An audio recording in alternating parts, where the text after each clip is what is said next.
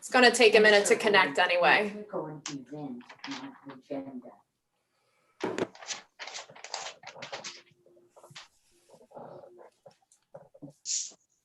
Hence.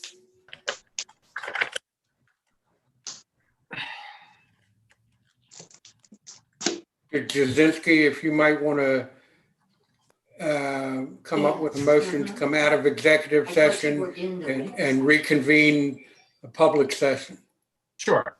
So I move we end the executive session and begin a Well, public. not this second, when she says we're on. When she says we're live. Oh, Yeah, gotcha. we're on YouTube. We're all good. We're live. Yeah, it's in the right corner. So motion to come out of executive session and rejoin a public session. Is there a second? Second by Commissioner Bauer. Mr. Persinger, how do you vote? I vote aye. Commissioner Bauer, how do you vote?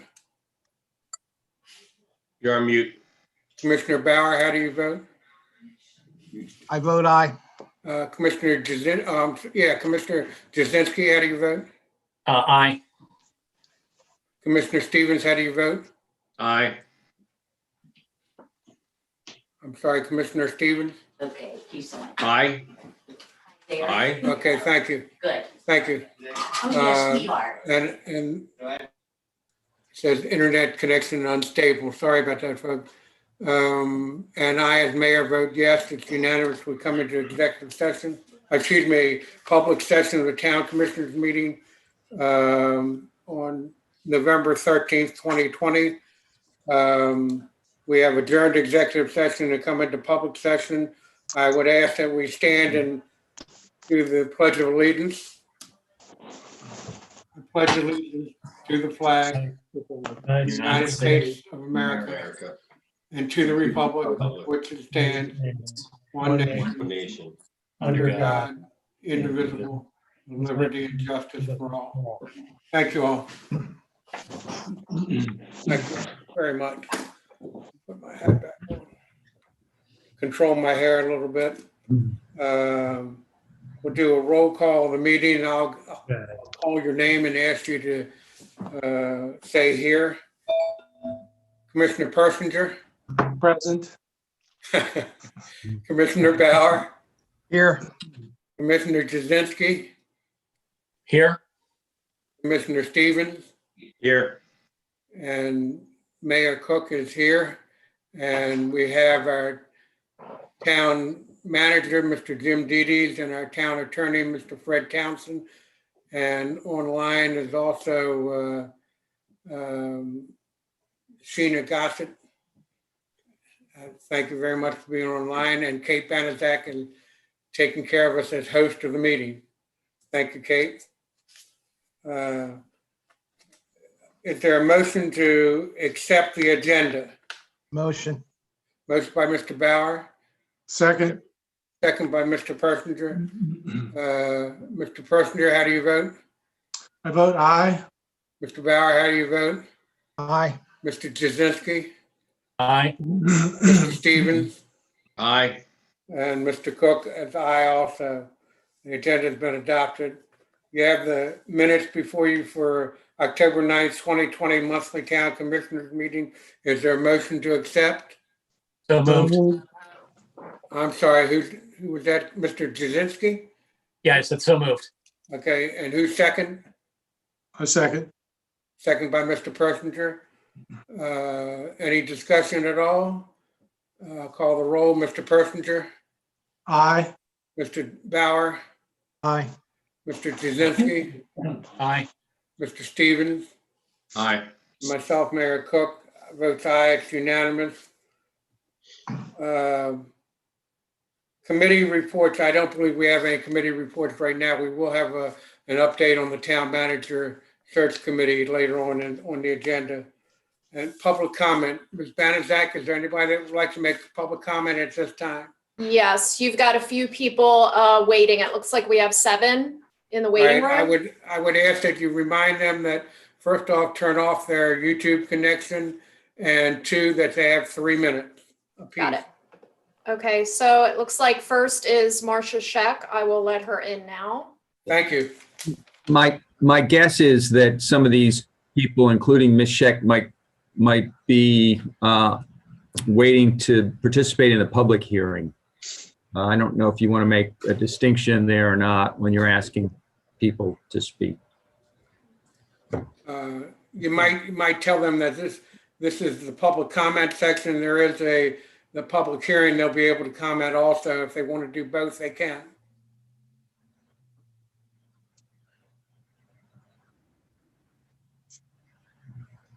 All right, it looks like Marcia's signed out. There you go. And Dawn will call you when he's ready. Okay, and Okay, there's also, I don't have a last name. It looks like there's a Rick also waiting. I'll go ahead and let him in. thank you. Oh, there is a Hey, Rick. there is a Rick. There's a Rick. Mr. Judge, how are you, sir?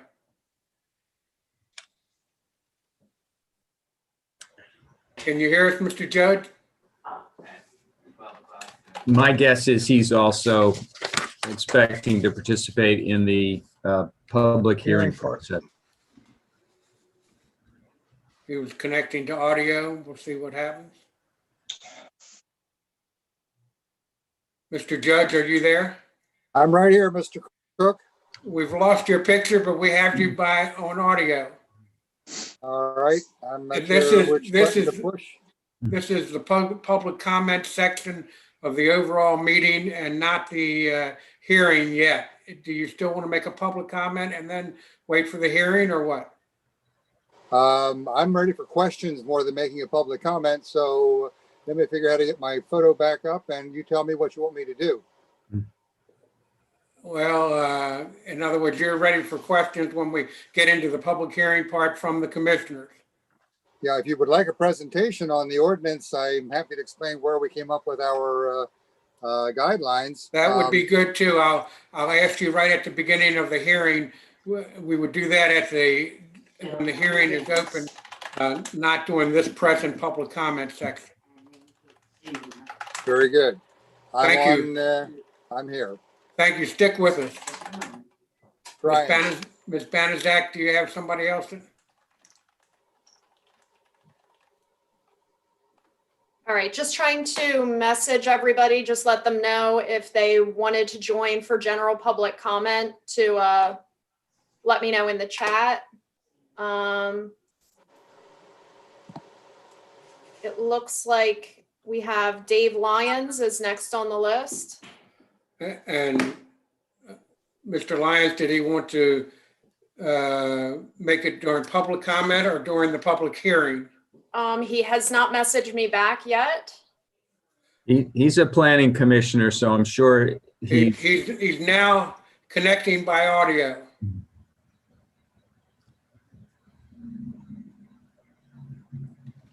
Mr. Lyons?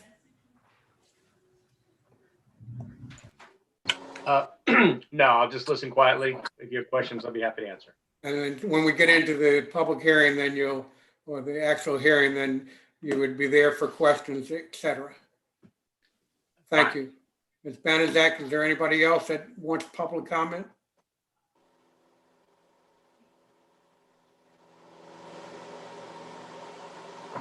Doesn't look like anyone is letting me know in the chat if they want to come in for general public comment. All right, then why don't we do this? Why don't I ask the town attorney to bring us into, to convene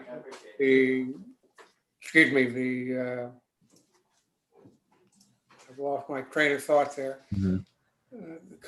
To Open the public hearing. To open the public hearing for us and proceed to run the public hearing.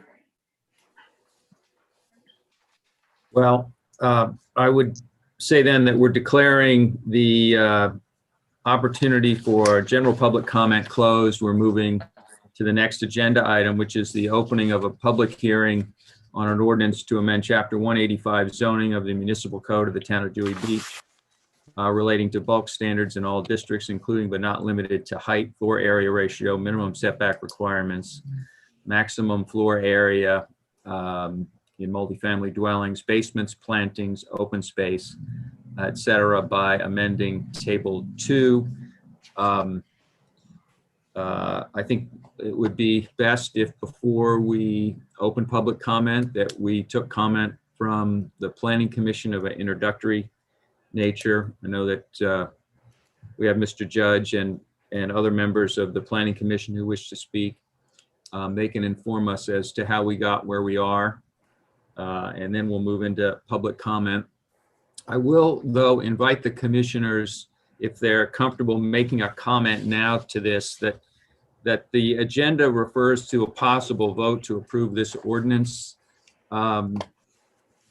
Might the commissioners wish to kind of coalesce around the notion that it's unlikely?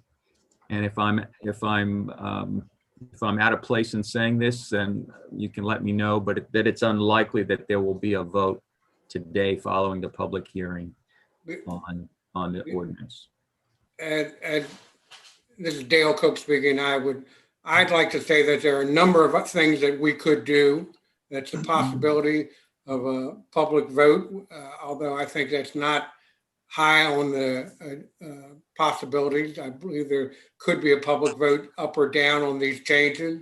I believe we could make changes to what has been presented to us and then make a vote up or down. I believe we could break this meeting into two and extend the meeting into extend the hearing, the public hearing, into another meeting, and then make a vote up or down. Or I believe that we could possibly make comments on what we think we're not comfortable with and send it back to planning and zoning. All those possibilities are there and available for us. Very good. Okay, so if there's no objection, I would ask to hear from Mr. Judge on the work the Planning Commission has done and on the procedure that got us to this place. Thank you, Fred. Am I on then? Yes, sir. Audio is working great. 2 years ago, we were tasked with a look at Table 2 for the residential districts, and the goal was to simplify some of the zoning code in Table 2 for easier enforcement by the building official, and also to protect the character of the residential districts. There's been a great concern of overbuilding, and perhaps our zoning code was a little too generous compared to our neighboring municipalities. So we undertook this a while back. We've done a lot of research. We've had a lot of public hearings. We've had a public workshop, and we made a motion at our last meeting in October to forward our recommendations to council today. There's been a great deal of public comment, and I have read as much as I have received, and we're never going to make everyone happy. I think the overall concern seems to be to protect from overbuilding. And excuse me? No, you go ahead. That's Okay. just feedback that you're hearing. This is the essence of where we came up with the recommendations, and I think there's a lot of very good in this ordinance. Some of the letters I've read bring up some questions which I do find perhaps we have some ambiguities in here that need to be fine-tuned, but overall I think we've got a pretty good start on protecting and changing the residential building code per Table 2. We start off with amending the buildings. The maximum height has always been 35 feet. We're maintaining it from 35 feet. We had talked and had many comments on the 2.5-story versus the 3-story. And I was a part of the zoning when we went to 2.5 stories. The essence of that was to make more perhaps detail on the third level, the 1/2 story, to make it look like a smaller home, but still with a 35-foot height. It turns out it was very hard to enforce or to understand from a building code And when you look at homes that are real 2.5 stories and those that are almost 2.5 stories and those that are 3 stories, there's very little difference. So for simplicity, we thought it was probably best to go back to the 3 stories, let the setbacks and the maximum calculation of square footage run the architectural design of the home.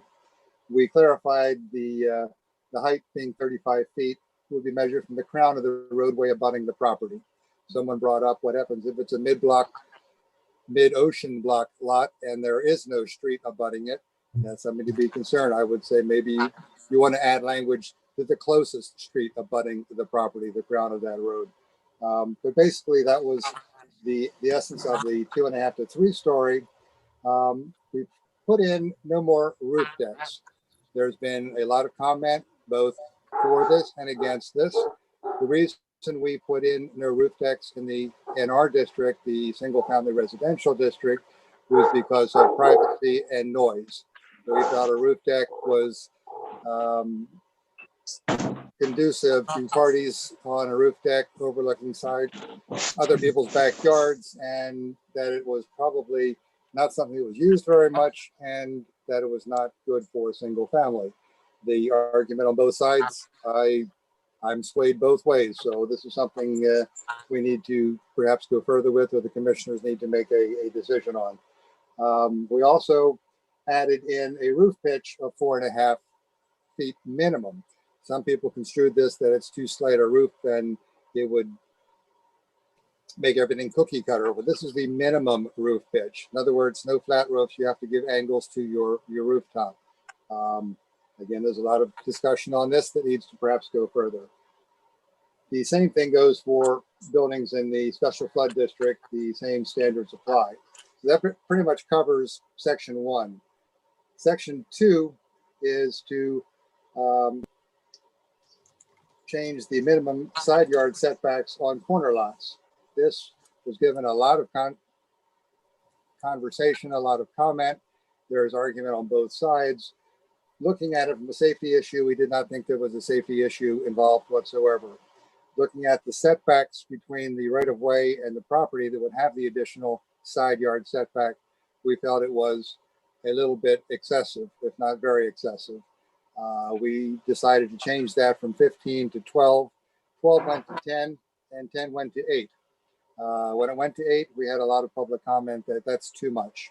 This is something that we're going to have to weigh in and find out what is in the general public's best interest. We had recommended 8 at the final meeting. Section 3 is minimum setbacks in the RB zoning district, and I'm not sure why this was not changed from 10 to 8 as it would have been in the NR and RR, but it was left at 10. I can't explain that. The important essence of our changes, I think, come in section 4. Section 4, we have decided to change from our criteria of a floor area ratio to a straight calculation on maximum square footage. And doing that, we believe that if you're all inclusive, everything under roof, above grade, with a 6-foot headroom would be then contained in your maximum allowable square footage. This, with a reduction in square footage, is a pretty big reduction in building size allowed in the RR and NR districts. We had a recommendation for homes under 5,000 square, lots under 5,000 square feet to be a max of 4,500, including everything. At the last zoning commission meeting, that was changed to 4,000. We've had comments both sides. The 4,000 is still too much. That 4,000 is a great detriment to people who have purchased lots for extensive value and plan to build a retirement home. And it's something we need to weigh. We need to figure out what is best in everyone's interest, knowing we're not going to satisfy everyone. We also had a limit that if you own multiple lots bigger than 7,500 square feet, which is a lot and a half, 2 lots, 3 lots, 4 lots, that a single family structure could be only 5,200 square feet. Didn't matter whether you had 5 lots, you could not build a hotel, which under the present zoning code, you could. You are allowed a 1.0 FAR. So if you have 15,000 square feet, you can build a 15,000 square foot home. That I think is a very good recommendation from Planning Commission to keep uncharacteristically large homes from being built. We did the same for maximum square footage, the same calculations for the RR. The difference being in the NR, we had a maximum number of bedrooms. And the reason there was a maximum number of bedrooms was to allow people a large family home, but not a home that was open-ended that could be over occupancy as a large rental, causing disruptive neighborhood noise in a residential district.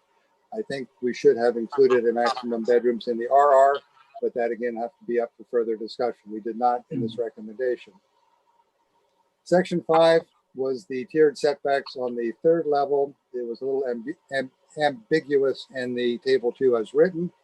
Our engineers recommended it was not necessary due to the current setbacks that already existed.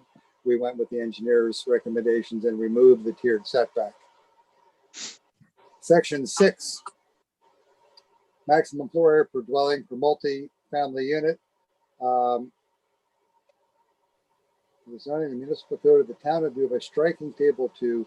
We took this out as it really didn't make any sense. I'm not sure why it was put in there. It was not something of any consequence to the town, so we recommended removing it. Section 7 was basements. There are very few properties that can feasibly have a basement in Dewey Beach. A basement would be below flood elevation, meaning it would be not habitable by state law. And we decided for simplicity, we would allow basements wherever the state regulations allowed them, knowing that they couldn't be used as habitable space. And because a basement would be below grade, it would not be considered as part of the calculation. Section 8 was the requirement for planting in the NR district, and we basically left that as is. We had made a recommendation for a buffering on the percentage of front yard planting to give separation and an eye appeal for curbside appeal between a roadway and a property. We had enough public comment that told us we were not going to mandate where anybody was going to plant anything, and decided to leave that as is. And that basically sums up table 2 with our changes. Rick, clarification, did you say there was a max on the bedrooms that you're proposing? Only in the NR district, not in the RR district. Okay. Mr. Townsend, did you want me to pick people to speak, or would you like to? If you're comfortable doing it, Mayor, that would be fine. Okay. Mr. Presenter, you had your hand up. Yeah, I had a couple of questions. First of all, the changes proposed here indicate that anything under roof would be included, I believe, in the calculation. So what would you include? Does that include unfinished attic space, unfinished basement space, and just unheated space generally? If it had a 6-foot or greater headroom. So if an attic had a steep pitch to it and there was only a 10-foot section that had a 6-foot headroom, that would be included. Okay. Basements would not be because they're presumably below grade. Yeah, I think we have a difference of opinion there, but we can talk about that later in terms of what a basement actually is. And then my second question is, other than garages and I think elevator space, what other differences do you believe are evident between the way the square footage is calculated under the current code and how it would be calculated under the proposed changes? Those are the major changes. It's the garage and the elevator. I believe breezeways that are undercover. I believe a screen porch undercover was already included in the zoning ordinance as written, not the proposed ordinance, but what exists today. So it's pretty much a ground floor deck that had a roof over it. I don't think was included in the present zoning, but today's calculation of under roof, if you had a deck on your ground level with a roof, so it was covered over. The reason for the all undercover under roof is that a homeowner with intentions to building the house plans as submitted could in the future turn a garage into a living room, turn a screened porch into a formal conditioned living space, etc. So by making a maximum square footage that seemed to be acceptable as a size structure, whatever an owner wanted to do in the future is okay by law. They're not changing their intentions of making a garage that would not have been allowed as living space into living space in the future. It's already included. It was a simplification of enforcement for structures from permit status to 5 years, 10 years later. But you mentioned a deck, a covered deck is not included in the current calculations as you understand it? At ground level. The first floor deck, I believe, is not part of the calculations in today. Okay, I mean, that's not specifically excluded by the code. What about an open porch that's not screened, but, the roof is actually you can tell it's part of the physical structure of the building? I think That be included in the the intention was if it's a fixed roof, not an awning, not a removable canvas covering, but if it's a roof. And again, what is the definition of roof? Is it a non-permeable, or is it a permeable? Is it a covering? These are things that people have brought up in public comment that frankly, we didn't consider in entirety. Okay. That's all I had right now. Thank you. Thank you. Are there any other commissioners that would like to ask questions right now? You'll have a chance to in the future also. Yeah, not at this time, but after the public comment, probably will want to. Yes. Okay. Mr. Judge, this is Dale Cook. I don't know if you can see me or not, or see any of us. You're right there, Dale. But it looks like you're on your boat. I am on my boat. I'm getting ready to go away. I think that's terrific. First, I wanted to ask a question of the host. Did Mr. Lyons drop off, or was it? He is still here. I can let him in. I just I want to be. I think he wanted to be available, and I think will want him available after we start asking questions. So, Mr. Judge, first I want to say thank you so very much for all you've done. You guys have put up with a real hassle here. You've really done a great job and put in a lot of time and effort. I think when we originally sent this to you, it was for the fear of McMansions being built, for the fear that the north end in particular was going to be overwhelmed by sizes of houses. And people were realizing that our present regulations allowed a 5,000 square foot house on a 5,000 square foot lot. Isn't that right? That's correct.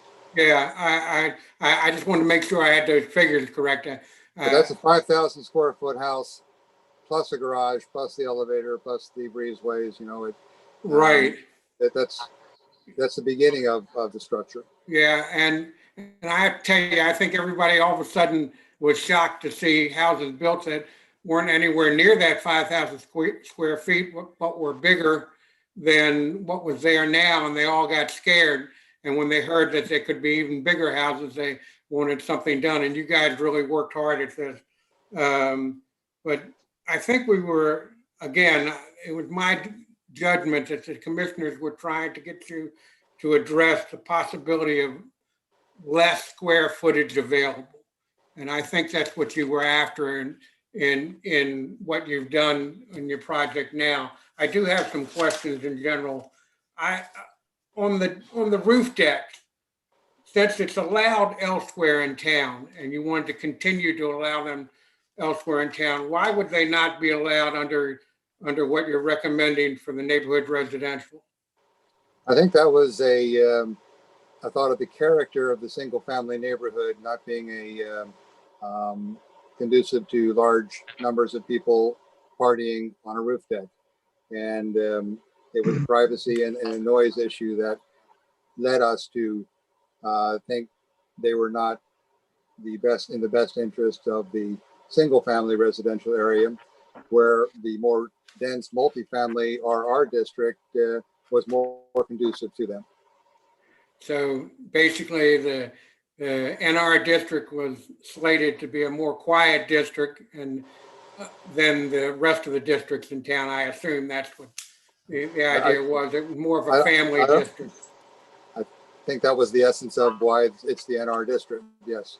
Yeah, I would agree with you. I think that's probably why they had the different districts originally. And they felt, was it the overall opinion? I know you voted unanimously at the end, but did most people feel that that roof decks shouldn't be in the NR district? I mean, obviously from the vote, but On the planning commission, we agreed unanimously that we thought that was in the best interest of the community. Again, public comment has gone 50-50 on that. right. And I'm on one of those 50s, and I'm trying to figure out what side of this I should be on. Right now, I'm wondering why we, let one zone have it and one zone not, and that was a pretty good answer. On the side yard setback, minimum setback, I wondered why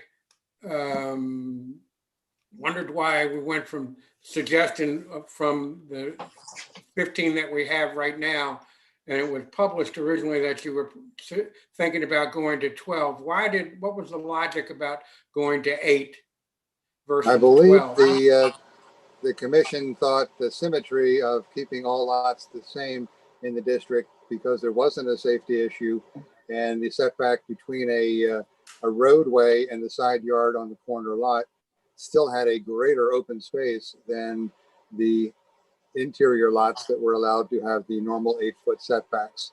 And we reduced it to 12, and then it went to 10, and I'm not sure how it jumped all the way to 8, but that was a discussion that was again unanimously approved by the planning commission. There are probably 40 corner lots in the NR district. You're giving up about 450 square feet if someone were to build within that entire setback. That would be 7 feet by a 70-foot building footprint. That's 490 square feet. So yes, you are giving back some green space, but you have more green space between that property and the public right of way than you do between 2 interior homes that have 16 feet between them. Do you happen to know? Do you happen to know what other towns do about side yard setbacks? I understood that Rehoboth had a 10-foot side yard setback. Rehoboth is 10. I wish I had that right in front of me. Rehoboth was 10. I think Lewis was 8. I know our district is 8. Maybe Dave can fill me in there. I've lost my memory on the other municipalities. Mayor Cook, I do have it, if you'd like to know it. Mr. Lyons, go ahead. Rehoboth Beach, the side yard is 10 feet. Lewis in the R3 district is 8 feet. Bethany in R1 is 15 feet, and Fenwick is 15 feet. I can add some additional comment to Rick's. There was a large amount of feedback from the public, especially those that were corner lot owners, about the 15 feet being overly restricted. And so that, in accordance with just some of what the other municipalities, is what went into the thinking of making the change. And wasn't there large, at least I saw significant, I won't say large, but significant amount of feedback about going to 8 when they had the option of 12 or 10 also. That's right. I mean, we did start with a different number than the. And I'm just wondering why the 8, why all the way down to 8, and was it because you didn't feel there was any difference between a corner lot and an interior lot, or what? Either one of you could answer that. I think I already answered. Dave, try and make your point. Yeah. So I guess the only other comment that came up was a concern about which way would be the entrance into a corner lot, whether it would be from the main street or the side street. And the RVE engineers also suggested that we may want to specify on which way the lot was entered from. But the 8 feet came from really input from public comment. I got you. Okay. Right now, one last question about basements. I was not quite sure about basements. Mr. Judge, somebody said to me that if the ground floor of the basement was 1 foot under ground level, if the floor of the basement was 1 foot underground level, then it could all be considered a basement. That would therefore not be part of the square footage. Is that correct? That I saw that comment and I had to think a little bit. That is not the intention of a basement. I don't know, maybe we need a definition in place for what a basement actually is. But if you were to go 1 or 2 feet down and create an area that you don't include in the square footage, you're still limited to a 35-foot height.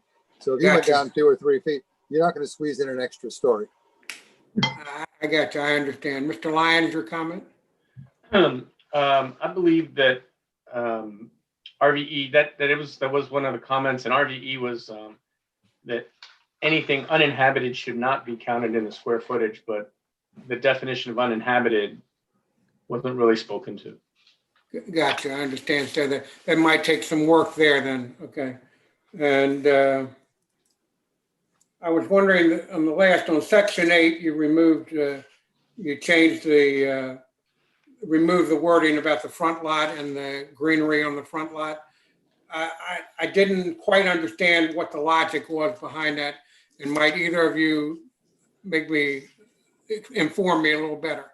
Sure, that was an addition to table 2 that we thought would, since you had to do X amount of planting in the front yard, why not stipulate how you could make that planting more effective in terms of curb appeal and making a street look and feel nicer. And it was rudely rejected. That's a nice way of saying it, Rick. They cut me off. They want to quiet me down. I know. No, it wasn't you, I'm Mayor sorry, Cook. I It was apologize. public comment. No, Public comment was the public very much comment was, against it. do not tell us where to plant our bushes. And it's like, fine, we thought it was, I thought it would catch on and everyone would like the concept. And I think it's still a good concept, but it's not going to be an enforceable one. And my last comment, it's about swimming pool.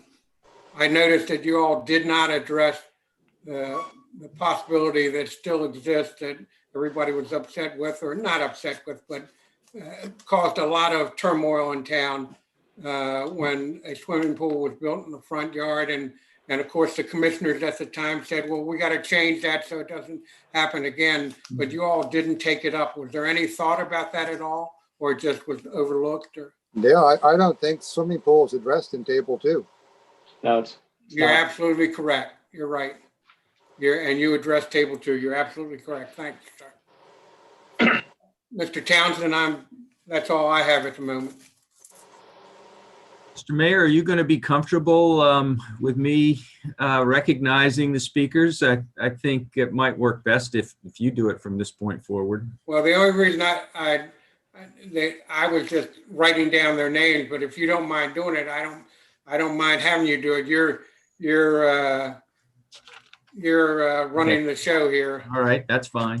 So anything more from the Planning Commission before we go to the public hearing? No Just other that I questions? think that the public comment has shown that we do have a little bit more work to do. And I think this is an important issue that we need to get right. And I think we're on track, and there may be some ambiguities or some pieces to this ordinance that really need to be tweaked. And I'm happy to continue working on it. Wonderful. Mr. Bauer.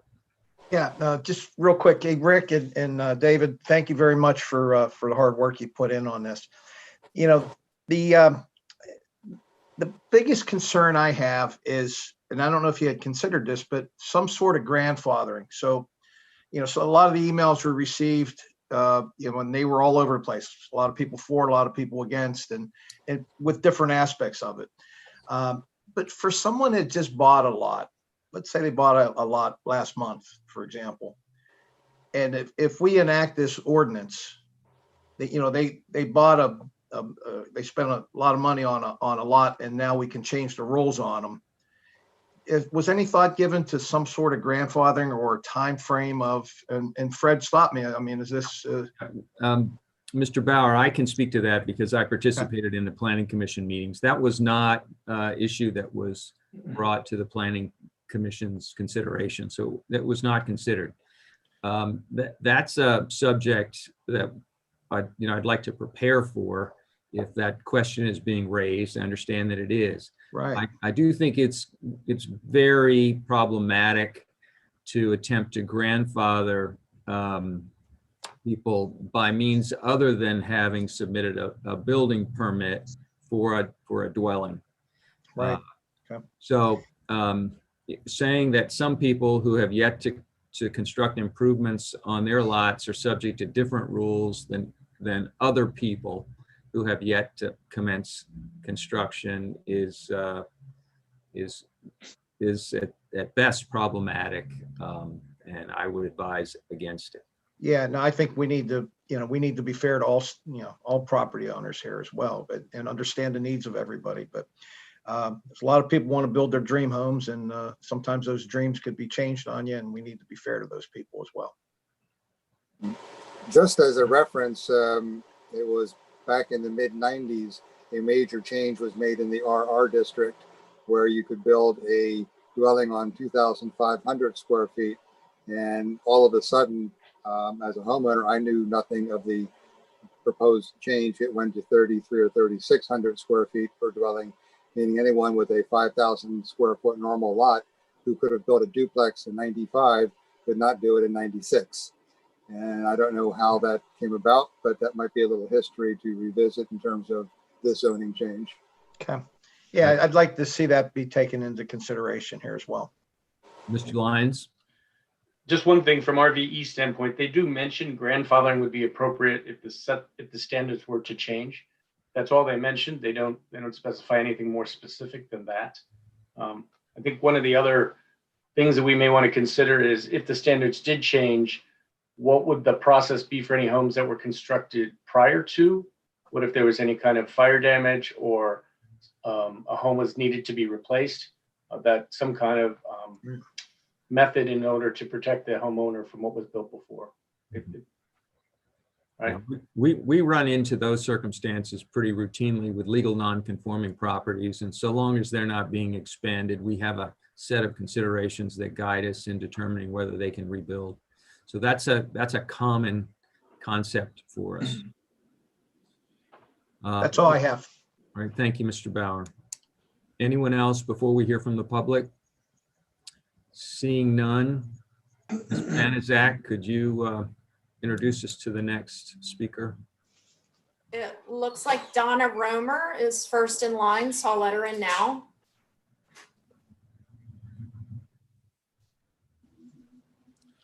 Ms. Romer, will you introduce yourself and give us your address when you're connected?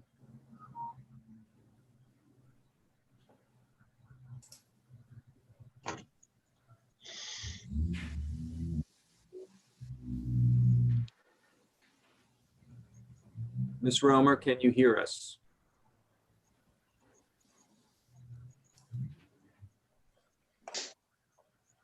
And give us your address when you're connected. Oh, sure. I'm Donna Romer. I live on Salisbury Street, and I think I just basically signed in to the wrong site because I've been watching with great interest, but I live in Dewey. Ms. Romer, can you hear us? Okay, Ms. Romer, if you could turn down the volume on the YouTube channel and just participate this way. Kate, is that the instruction that we need to give? So Yeah, I can put another message into the chat just to remind everyone.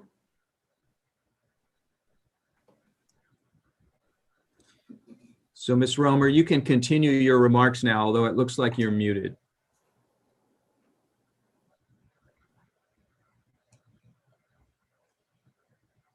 Kate, is that the instruction that we need to give? So Yeah, I can put another message into the chat just to remind everyone.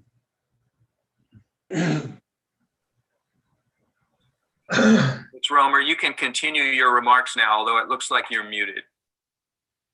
I thought I was on. Can you hear me? Yes. We can hear you, yes. No, I just made a mistake. I didn't mean to make comment. I'm just really here to listen. I have a wonderful cottage in Dewey, and I love Dewey dearly. And I just signed into the wrong meeting, and now I'm listening with great interest. But I have no public comments. Thank you. Great. I apologize. No apologies needed. Yeah, exactly.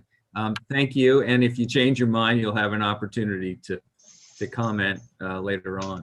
So Well, I will. I don't think I'll change my mind, but I do appreciate the care, because it is truly a very, very unique and special place. And I like what I heard. I want to preserve it. And I also want it to be a place where people feel they can come and enjoy the beauty that's there. So good for all of you. Thanks for your hard work. duly noted. All right, Ms. Banaszak. Okay, Steve Bardzik is next in line. I'll let him in now. I want to preserve it, and I also want it to be a place where people feel they can come and enjoy the beauty that's there. So good for all of you. Thanks. Mr. Barzik, if you could turn down the volume from the YouTube meeting. You have the floor now, although it does also look like you may be muted. Can you unmute yourself? And enjoy the beauty that's there. So I'm trying for all of you. Thanks. to get the YouTube down also. Mr. Barzik, good.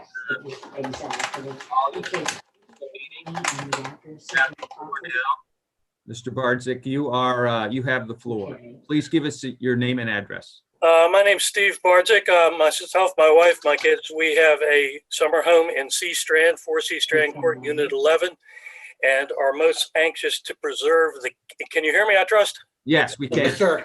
Loud And and clear. are most anxious to preserve the character of the north end of Dewey as it stands. And I must say that I'm in favor of limiting the size of the houses to the minimum in order to preserve that character. And that's probably not enough detail for you guys. You've gone into a lot of work, which is much appreciated.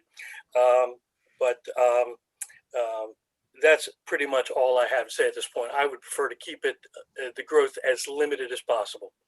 And thank you kindly for the opportunity to comment. Are there any questions for this gentleman? Thank you, Thank Mr. Bardzik. That's it. Thank you. Thank you. Kate?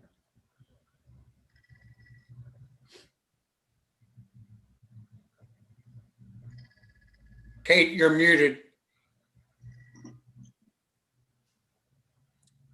Marcia Scheck was next in line, so she's coming in now. Very good.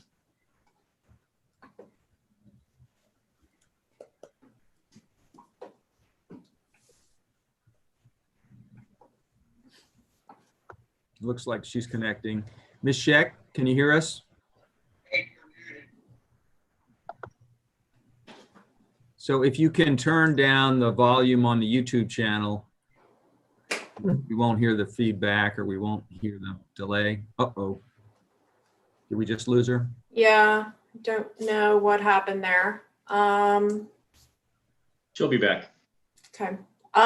Next person is Steve Hayes.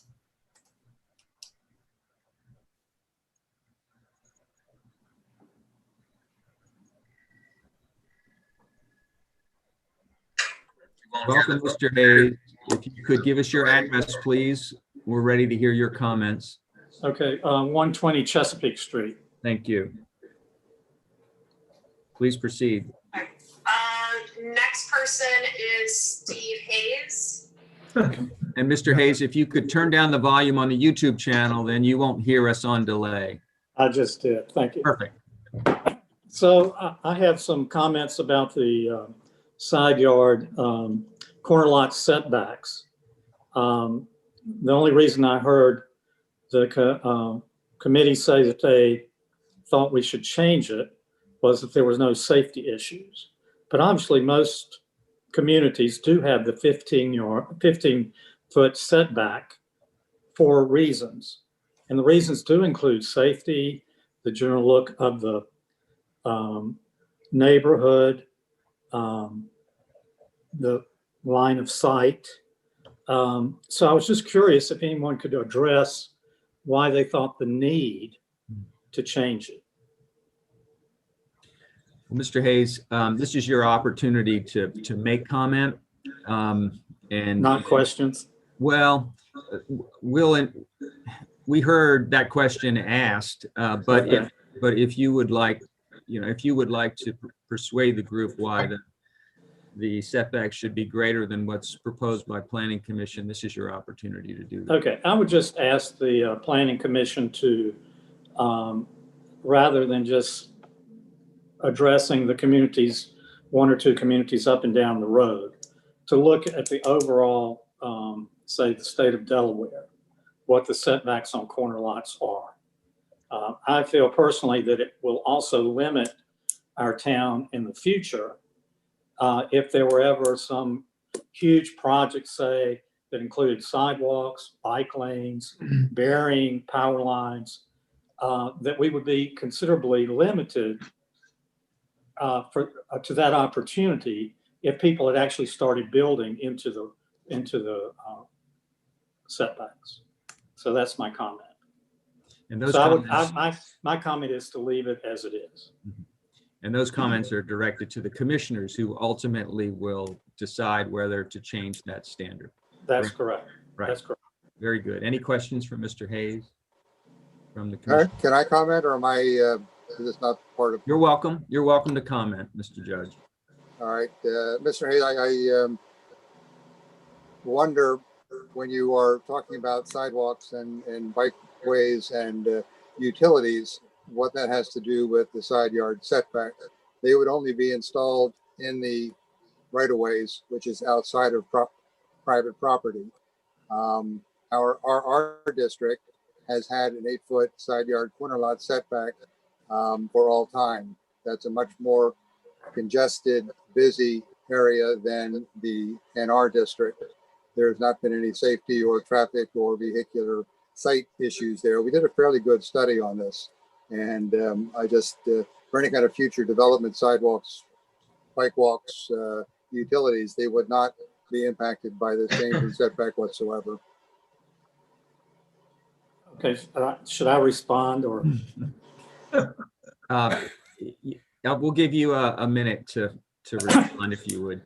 Well, I think in the business area of Dewey, there's certainly not the line of trees and shrubbery that we have in the RR area. And I realize that the sidewalks would not impinge on a property owner's land, but if they built through the complete up to the right of way for whatever reason the state wanted to do that, and the town wanted to do that, then having a structure so close to that right of way might greatly impinge on our opportunities. So I understand that I guess the state would have to, the other thing I would just like to say is if we just consider the safety issues, when I ask like, well, why can't my yard be closer or my house be closer to the street? Why do we have the front yard setbacks as they are? The reason is because we want continuity and the look of the whole community. And so just to say, well, there's no safety issue, it's not going to impinge on anybody, so why don't we all build up 10 feet to the property line? Thank you, Mr. Hayes. Sure. Thanks for your contribution. We'll go to the next speaker, please. So it looks like Marcia did come back in the waiting room, so we'll try that again. And can I ask you, do you have a sense of how many others are in the waiting room? It looks like there are 3 more 3 more. after Marcia. So I don't think it's important that we have a real strict time limitation on our speakers, given the few that we have. So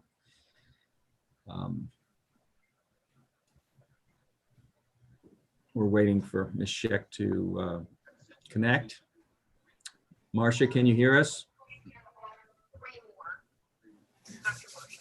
So if you would, please turn down the volume on your YouTube channel, and for the record, give us an address. Okay, give me a second. It just disconnected me last time. We're hearing you perfectly now. Can you hear me now? Perfectly, yes. Okay, success. Good afternoon, everybody. This is the third time that I've spoken on this, and I submitted earlier this morning a brief letter, and then I attached the other two letters that I submitted to the commission before. Just quickly, in terms of the reduction in the side yard corner lots, I think I can address Mr. Hayes's comments. A couple things, being on the code and charter committee and looking closely at our code. Our code is, has some real challenges. And part of what we're seeing with the side yard setback is there's lots of places in our code that was lifted clearly from other towns' codes and put in our code with no logic or reason or justification. And that's caused us challenges in other areas.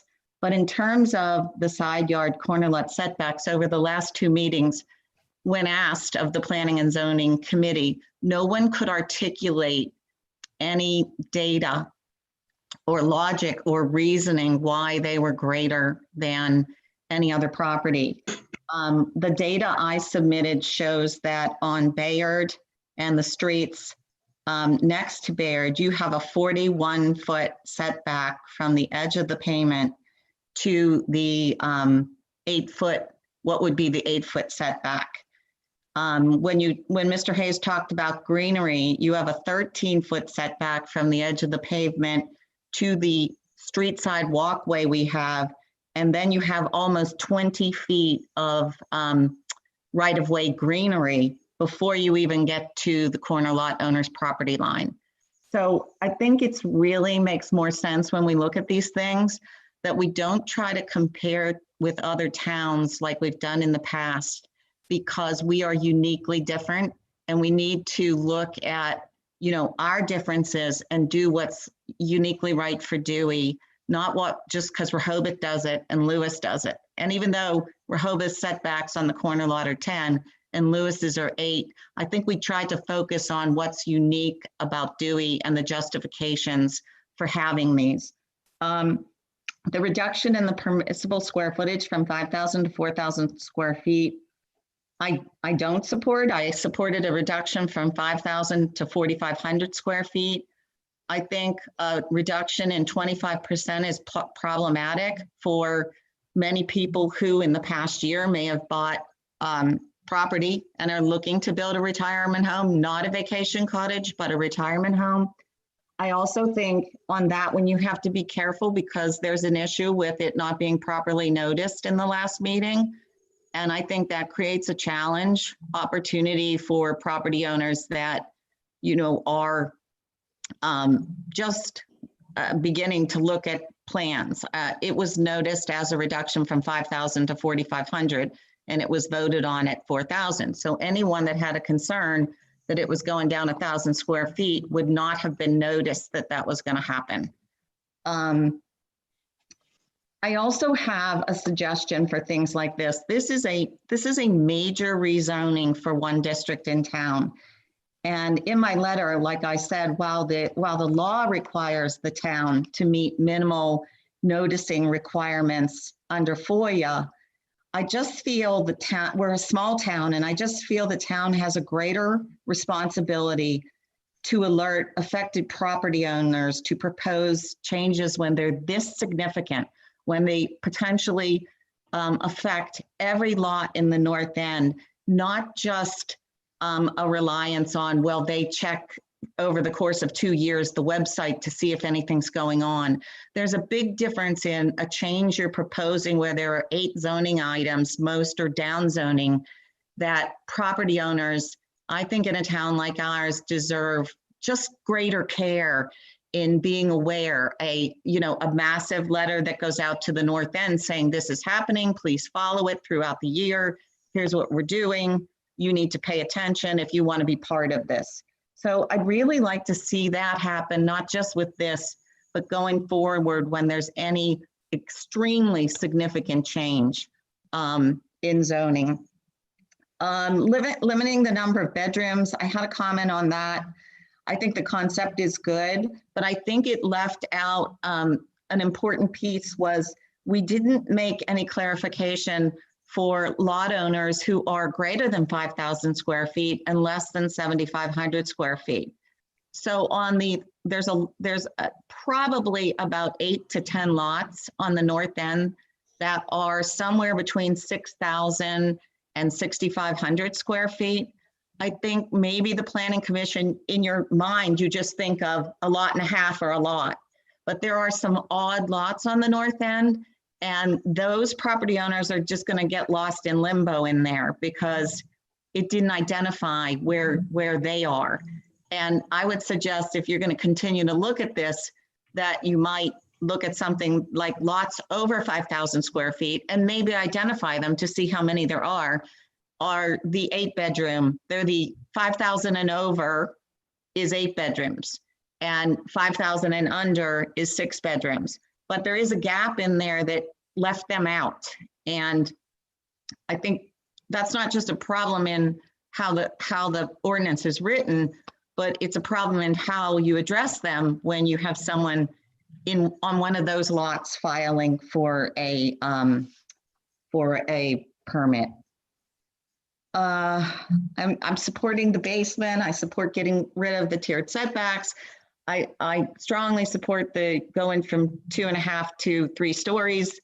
You know, the 4.5 foot pitch requires you almost to do and be and look like the same thing the 2.5 story did.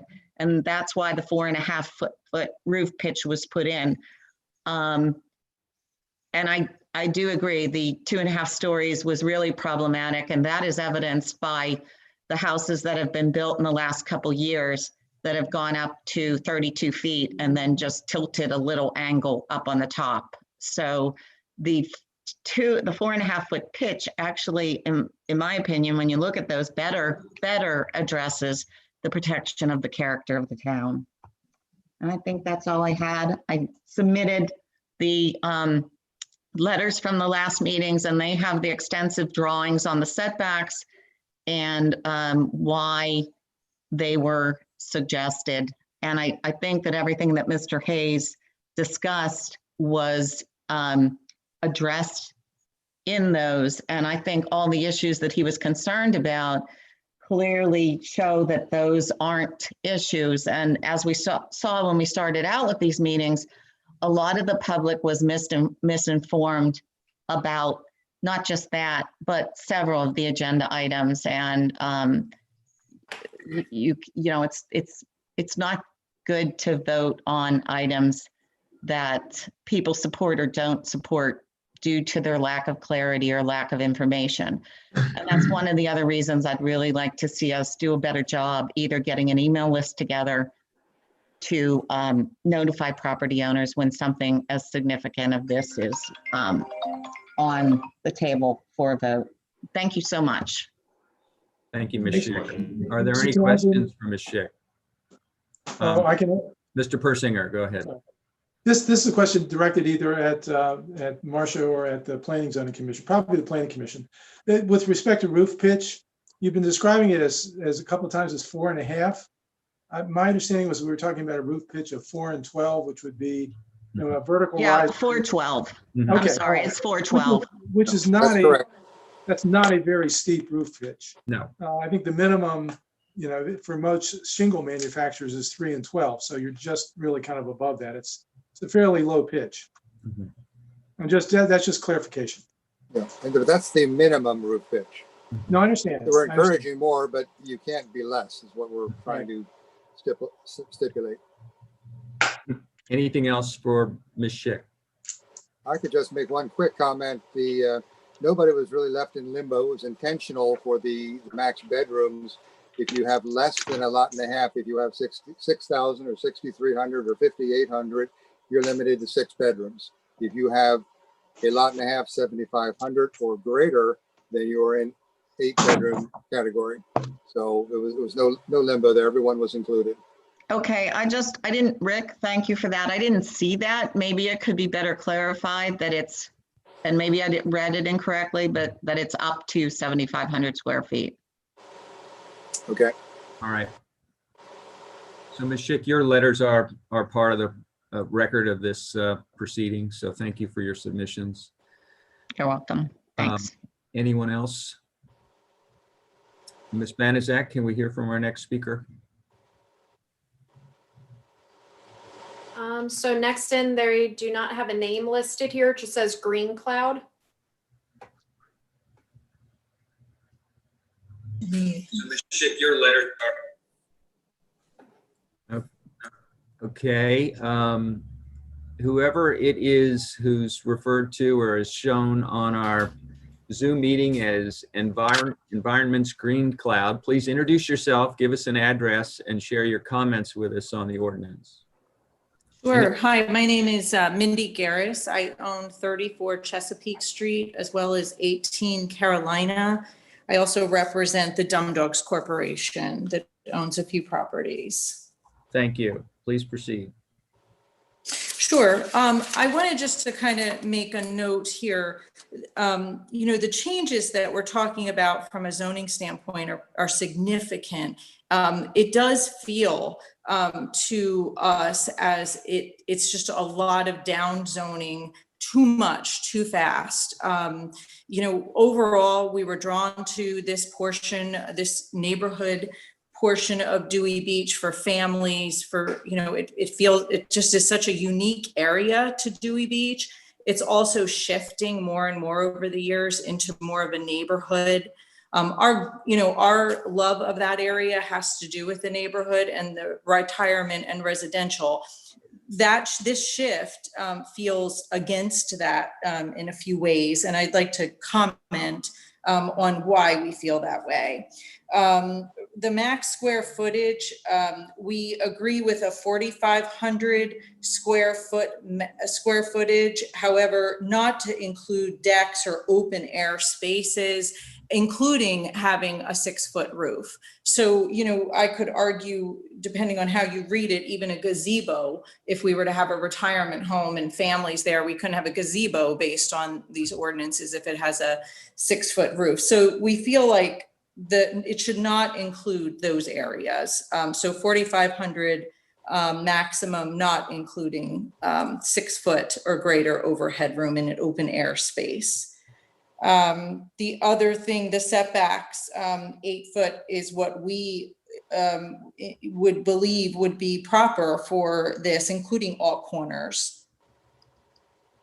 The reason for that is to have square footage. Again, we're looking at this area to be retirement, and we want to have our family down. So we want to have as much property as we can and open air space as we can. Lastly, the comment about grandfathered ownership was interesting. If you purchase these homes, and in our case, we have in this area, now to have this amount of change, this significant amount of change after the purchasing, we feel like is penalizing. So we would like for you to consider the grandfathering ownership. We know that's a slippery slope, and we understand managing is not easy, but you could argue that anyone that purchases a home after these certain dates, let's say the date that this is adapted or adopted, then changes could go into effect. But we do feel like we've purchased these based on current zoning regulations, not these significant reductions. Those are our only opinions at this point. Thank you, Mindy. Are there any questions for Ms. Garris? So if I could, Ms. Garris, you referred to open air spaces, I think, and I think Planning Commission was referring to areas under roof. Well, there was a comment about screened in porches that, and things like that, screened in porches, you can't really live. They're not living spaces. I mean, we have to define that, but I feel like screened in porches, decks and things like that with a roof should not be included in the 4,500 square foot or whatever the amount we all decide on.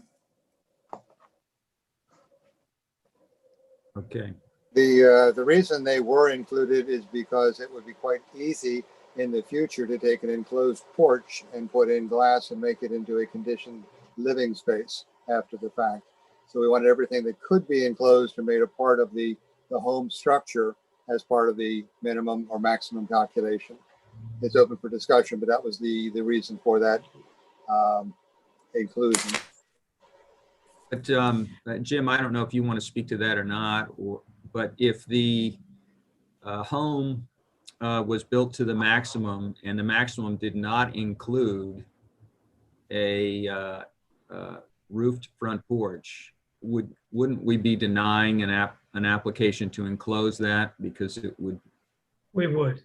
Yeah, right. We would That's how that would work. Mhm. All right. So one of the consequences of this decision is whether you want to encourage the look of a front porch or discourage one, or consider some kind of an exemption for an in-between approach to it. So you would not be discouraging a screened in front porch, but not be counting all of its square feet against the total square footage maximum. Good point. Mm-hmm. So I'm not sure. Sorry. Go ahead, Mr. Singer. Singer. Comment, ask a question. I'm not sure I'm not following this discussion specifically. It's not clear to me that in the current code that such open air but roofed areas are excluded from the current calculations.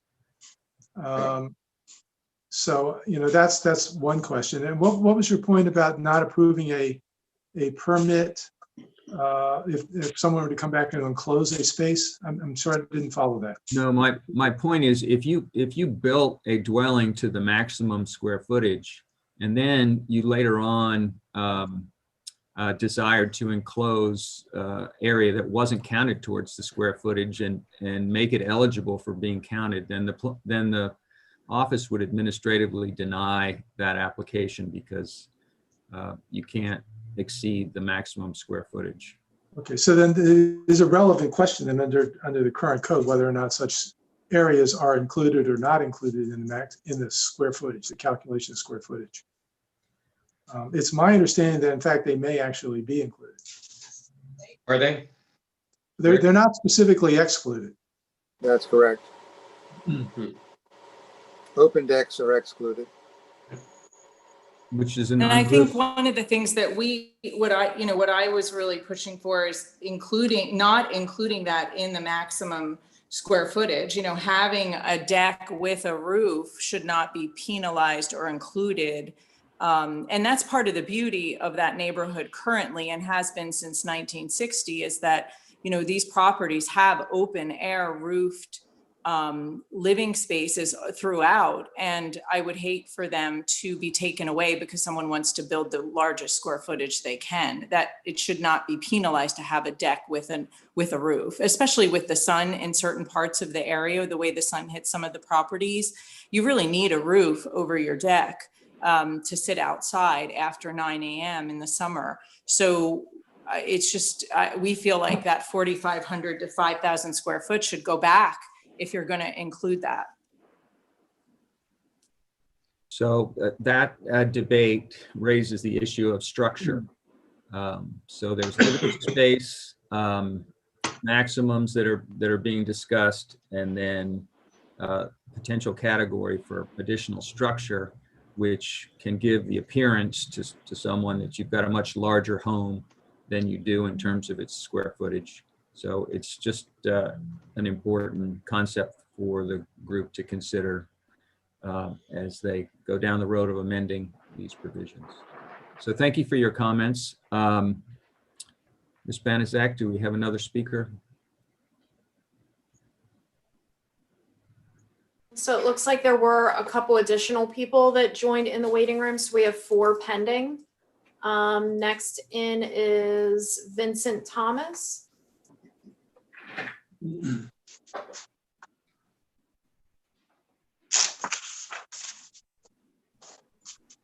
Mr. Thomas. Another speaker. So Mr. Thomas, if you would turn down the volume on the YouTube channel that you were following along with. Yeah, I just did. Sorry about that. No, that's fine. Now, if you would give us, we've got your name here. It's Vincent Thomas. If you give us an address, you can make your remarks, please. Yes, we're at 108 Cullen. Before I get started, I want to thank all of you for your service and the time that you're putting into this. I know there's a lot of work behind the scenes that all of us don't see. So thank you. And also thank the commissioners, particularly David, I was able to speak with after sending in some comments just about the process and procedures, being that we're new owners that just bought in May. So again, thank you for all the time. And I had sent an email with some comments previously. I agree with many of the changes, but a couple concern me. And I'd start with, my wife and I, have longed for a home in this town, particularly on the north side where we are, and, have rented here for a long time. And the goal is to build a retirement home for our family that everyone can enjoy. So recognizing the north side is designed for families, that's where we really saw a property. And I think some of the changes detract from the family nature of the area. So one, on the square footage calculation, I was okay with the 4,500 and then including porches and garages. But once it was pulled back to 4,000, I think it really limits your people's ability. And I also think it will encourage folks that want to rent and they're buying these lots to rent to build a home with no porch, no garage, and maximize the square footage. And I think personally that the front porches are excellent for the community. I think they look good architecturally. They've been a hallmark in this area, since I was a little kid. You had the wind jammers and so forth. So, discouraging or potentially discouraging folks from building front porches is a little bit concerning to me. So I think if we're going down to 4,000, it'd be helpful not to include porches. I think the same is true for garages. Renters don't care much about garages, but folks that want to build a retirement home and have their family here certainly do, particularly if you're going to go up 3 stories, your bottom floor will often be a garage. If you're at 4,000, you build a front porch with 300 square feet, 10 by 30, and then you put a garage at the bottom, 500-600 square feet. You're down to a 3,100 square foot home, which it starts getting a little tight on plans. So, and to mention, I think it's it impacts another issue the town has, which is parking. So, discouraging garages will exacerbate the parking issues in town. So I think for those 2 reasons, I would just respectfully ask if we're going to go away from the 4,500 and go to 4,000, perhaps not include garages and porches in that calculation. And as for the enforcement mechanism of people then expanding that, using the permitting process to prevent, expansion of the garage or porch. Second was the roof pitch. And I appreciate it's a minimum 4/12. I don't really understand if it's a density issue, what the roof pitch necessarily adds.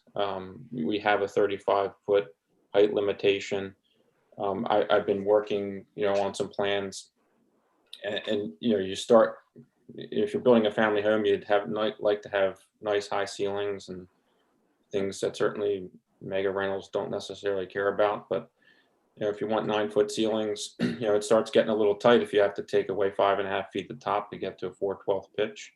some of the nicer homes in town do have flat roofs. They look very appealing. I think having disparity in the roofs, keeps the charm of the neighborhood. All the homes will look a little bit different. As soon as you start having minimum requirements, you cabin yourself into some of the architectural design.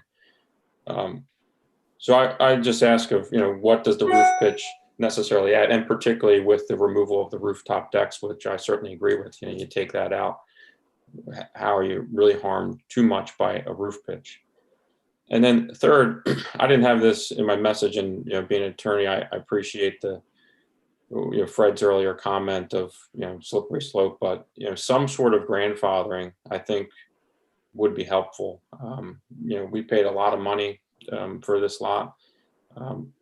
We're happy with it. We actually enjoy the cottage right now while our kids are young. I have no intention of building a McMansion, but I'd like to build a nice home. If we had some more time, that would be nice. But when you have, it is a family area. If you have grandkids and more children, you do want to have some space so the whole family can enjoy. But so I think some sort of grandfather or some sort of time period, to comply or otherwise get your permits in would definitely be helpful. Or maybe you can submit plans, have them approved, and have an extended period to build, since if you were part of this grandfather. So maybe you have, I don't know, a year or two to get your plans in, and then maybe extend the period for how long those plans are good for the grandfathered folks. Maybe that's an easier mechanism to manage it. I certainly appreciate the issues, but if it's going to be a dramatic 25% increase or decrease, and then garages and porches thrown on top of that, a grandfather would be nice. And the folks that have concern, I think lessening it down to 4,500 and including garage and porches is a substantial limitation. I think you still preserve the character of the community without really jeopardizing lot values and so forth too much for the community, which that's a good thing too. You'll have people coming in, building nice homes and preserving the long-term nature of this community, which I think is great. We hope to be here a very long time. And again, I'd reiterate. Thank you, Mr. Thomas. Yep, I'd Thank you reiterate. very much. That. Thanks. Any questions for Mr. Thomas? Mr. Stevens? No questions. Sorry, Okay. I was thanking Mr. All right, Thomas. thanks again, Mr. Thomas. Mr. Bauer? Yeah, I just had that was very interesting, Vincent. Thank you for the comments on that. I hadn't thought about that, but if you count garage space and porches, that really de-emphasize, that makes it a unintended consequence, Dale, as you would always say. That makes people not want to put them in if it's going to count towards square footage. If it's going to count as usable space, I'd rather have a garage that's a bedroom, for example. I'm not sure that's the intended. I'm not sure that's our intentions of our zoning, but by counting that square footage, yeah, we're putting homeowners in a position where, well, if it's going to count for my square footage, it's not going to be a garage or a porch. Mm-hmm. Yeah, and then the opposing or the opposite concern is just structure. A garage looks like structure, and the effort to minimize structure is right. And to simplify the application of the zoning ordinance supports counting these areas. So that's an important question for the group to wrestle with going forward. Yeah, and you can't list a house for sale and count your garages as in your square footage calculation. Your realtor will laugh you out of the hallway there. Right. So your realtor. The realtor, right.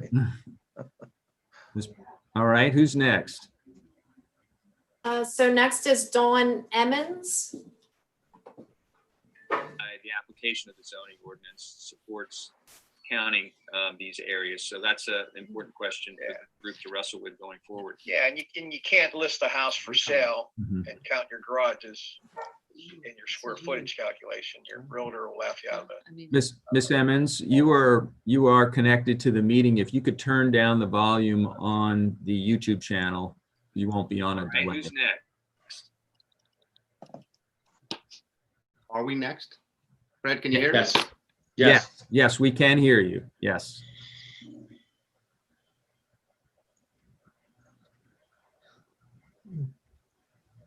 Ms. You have Emmons? to. You've got to, there you go. Can you hear me, Fred? Yes, yes. Okay. This is Jim Emmons, I believe. Is that right? Jim and Dawn, we're both here. Okay, so you have the floor. Okay. Wow, these have been great comments and thank you everyone for the work you've put in. Yes, we can hear you. Yes. You're hearing me now.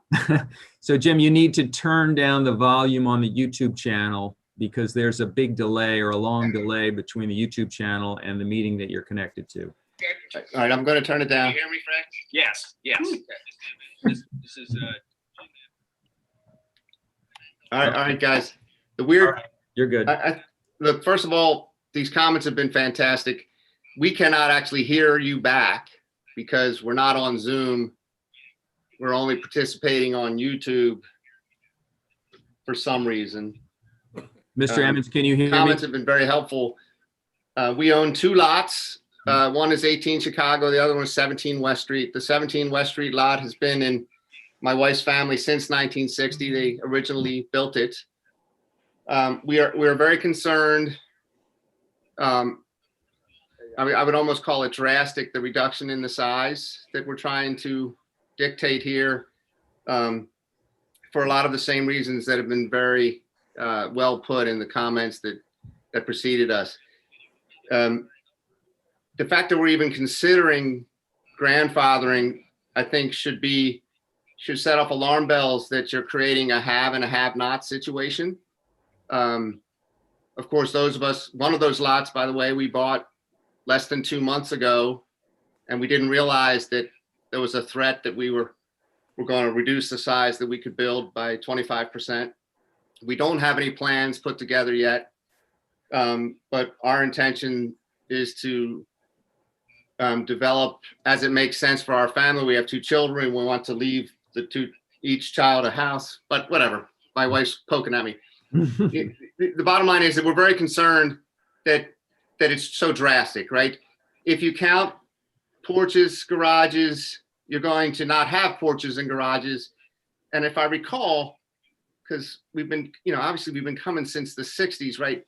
The original reason that the 2.5 stories were put in was to avoid boxes or boxy type developments. And I think you're encouraging it if you're discouraging porches. I really like the comment that renters don't care about garages. We care tons about garages because we've got surfboards and paddle boards and bicycles. And, when we build a house, we want a garage and we don't want it to count toward the size of our house. I guess there's sort of a macro thing here, guys, and I'm a live demonstration of it. I don't know why we would hurry. We're in the middle of a pandemic. You're using 2 platforms to hold this meeting. It's a lot to ask of the public. And quite frankly, it's challenging to get to be heard, right? Why not wait until we can have a real meeting and you can really hear from everyone without putting them through this? I think that one of you said that maybe we need to keep looking at this, and I would suggest that you do, especially if you're trying to rush through this drastic reduction, because I don't think you're really getting all the public comment, if for no other reason, just the challenge of speaking in this thing, right?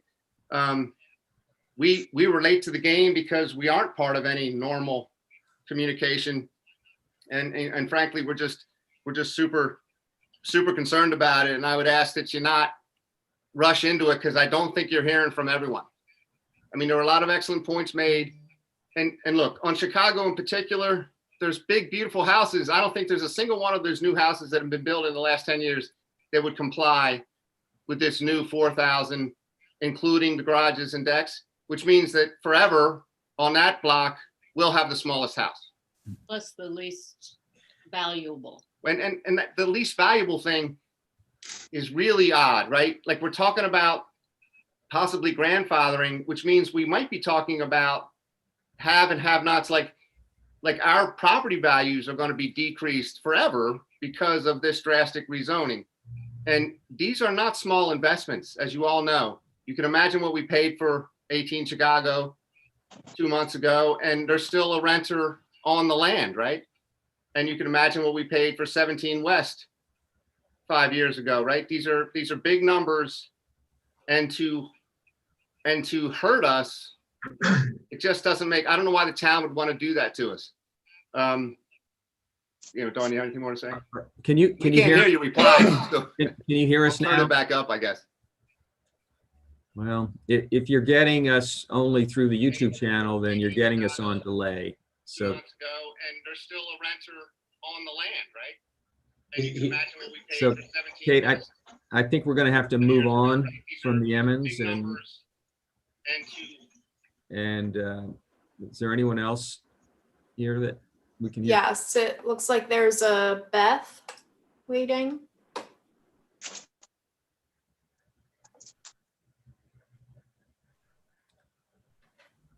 Okay, I missed the last name. Kate, did you have it?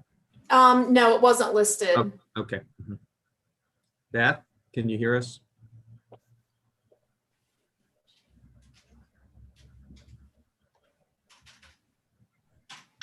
Beth's iPad. Would you introduce yourself and give us an address, please? Hi, I'm Beth Caruso, and I'm calling in for Rehoboth by the Sea and 14 New Orleans Street. I just want to confirm you guys can hear me. We can hear you perfectly. Thank you. All right.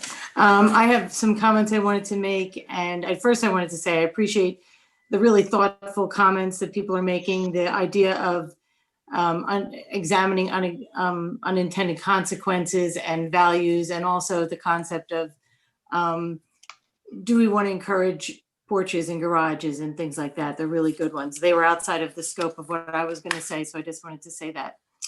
And I also want to say, before I say anything else, that this is a real challenge for me. I'm very uncomfortable on this, but I'm going to do the best I can to present some comments to the group. I'm sure you guys have all gotten used to it. So a little history about me. Without a doubt, my fondest childhood memories are from Dewey. I remember only wonderful times. That said, our cottage did not have heat, air conditioning, palatable water, an indoor shower, phone service, or television. There wasn't even a closet in our cottage. Back in the 60s and 70s, we would arrive on Memorial Day and we'd stay till Labor Day weekend when the entire town and all the businesses shut down. Life has changed immeasurably. I understand there is fear in the uncertainty of what will replace the existing cottages. I also feel that beautiful homes are being built in Dewey. And I'm sure that families who are building them want a wonderful future for their family. The P&Z committee worked for 2 years on this ordinance. When I reviewed the ordinance, I took into account 2 years of serious study. Because of my position with Rehoboth by the Sea, I spent significant time considering the proposal. With the exception of rooftop decks, which I think should be allowed, I would not be here today making public comment had the original ordinance been before you today. I think the original ordinance significantly reduced maximum builds and streamlined the building code. The overarching goal of the ordinance was to review the comp plan and make changes if deemed appropriate. I thank the committee for their efforts on the ordinance. When I received the ordinance, I wanted to understand how the changes would look in an actual home. To accomplish the goal, I requested that the town analyze homes built over the last 5 to 10 years to see how they would measure up. Would the newly built homes be conforming? Unfortunately, the town reported that the documentation needed to perform such an analysis was not available. I took the further step and reached out to those I knew who had recently built and asked them to share their plans. Based on what was shared, I became comfortable that the proposed changes would allow most, not all, most of the newly built homes to be conforming, and that those who may want to improve their cottages would be able to build something in keeping with most of the existing structures. With that in mind, I could not comprehend what occurred at the end of the second public hearing. Seemingly out of nowhere, after public comment had ended, the max build size changed from 4,500 to 4,000. Having done the analysis, I knew immediately that many of the recently built homes would now be non-conforming. The reduction was simply too great to be a reasonable expectation for those who would like to make improvements. I respectfully request that the town council return the size changes to the original proposal in the ordinance.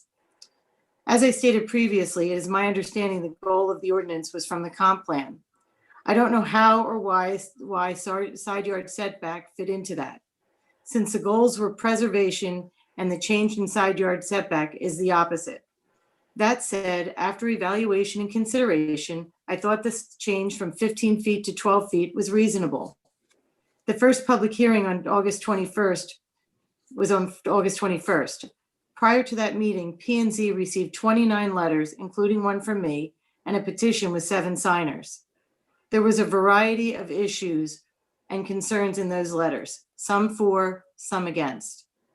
I watched the meeting and the discussion. I don't recall any specific comment from anyone on P&Z stating the changes would be made to the proposal based on the letters or comments, only that the conversation would continue at the next public hearing. I don't know how or when, but between the first and second meetings, the setback was changed from 12 to 10. I found this both concerning and surprising and would like to understand how this occurred. The second public hearing was on October 12th. There were only 3 additional letters submitted. One of those again was from me. I again watched the meeting and the discussion. It is my belief that the changes proposed in the ordinance would require the same consideration as the 2 years spent coming up with the original proposal. During the meeting, one committee member said, when he was commenting on the 10-foot setback, he stated that he felt it was okay, he was okay with reducing the green space because the max build size would gain green space. That's simply not accurate. No green space is gained in any aspect of this ordinance. It also felt like a cavalier way to make a serious change. At the end of the meeting, without explanation from the committee, it was proposed that the setback be further reduced to 8 feet, and the committee voted to approve. Given the overall goal of this ordinance was to explore the comp plan goals and to protect the north end of town, I can only support a change from 15 feet to 12. If a further reduction from 15 feet to 8 is to be considered, I think it would be prudent to have an outside, independent consulting firm study the impact on all of the roads involved and the over 35,000 square feet of green space impacted. At a minimum, the committee and the council should explain to the public how the changes went from 15 to 12 to 10 to 8. With regard to rooftop decks, I think they should be permitted. Rooftop decks exist in the north end of town, and those who build should be allowed to have the same opportunities for views as their neighbors. I appreciate the opportunity to voice my opinion and appreciate the efforts of the P&Z committee members and all on town council. I'd like to close with the following. As proposed, I'm agreeable with the 4,500 max build and the change in definitions. As proposed, I'm agreeable with the change in the setbacks from 15 to 12. Any further changes should be explained and explored. And I would like rooftop decks to be allowed. Thank you very much. Thank you, Ms. Caruso. Are there any questions for Ms. Caruso? Thank you, Beth. Yep. Thanks, Beth. Thank you very much. All right, next speaker.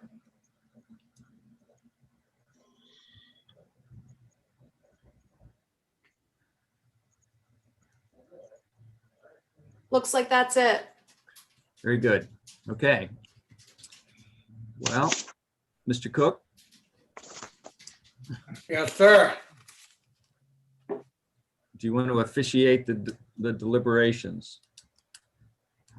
Well, I think we need to have, I guess we've heard public comments, but we haven't, we normally have pro comments and negative comments, but, and if I understand it correctly, wasn't that public comments? That wasn't the hearing comments? So that was the public hearing on the ordinance. I just want to make sure that they know that what they commented about was in the hearing. Yes. Okay. I believe that. We need to close public comment?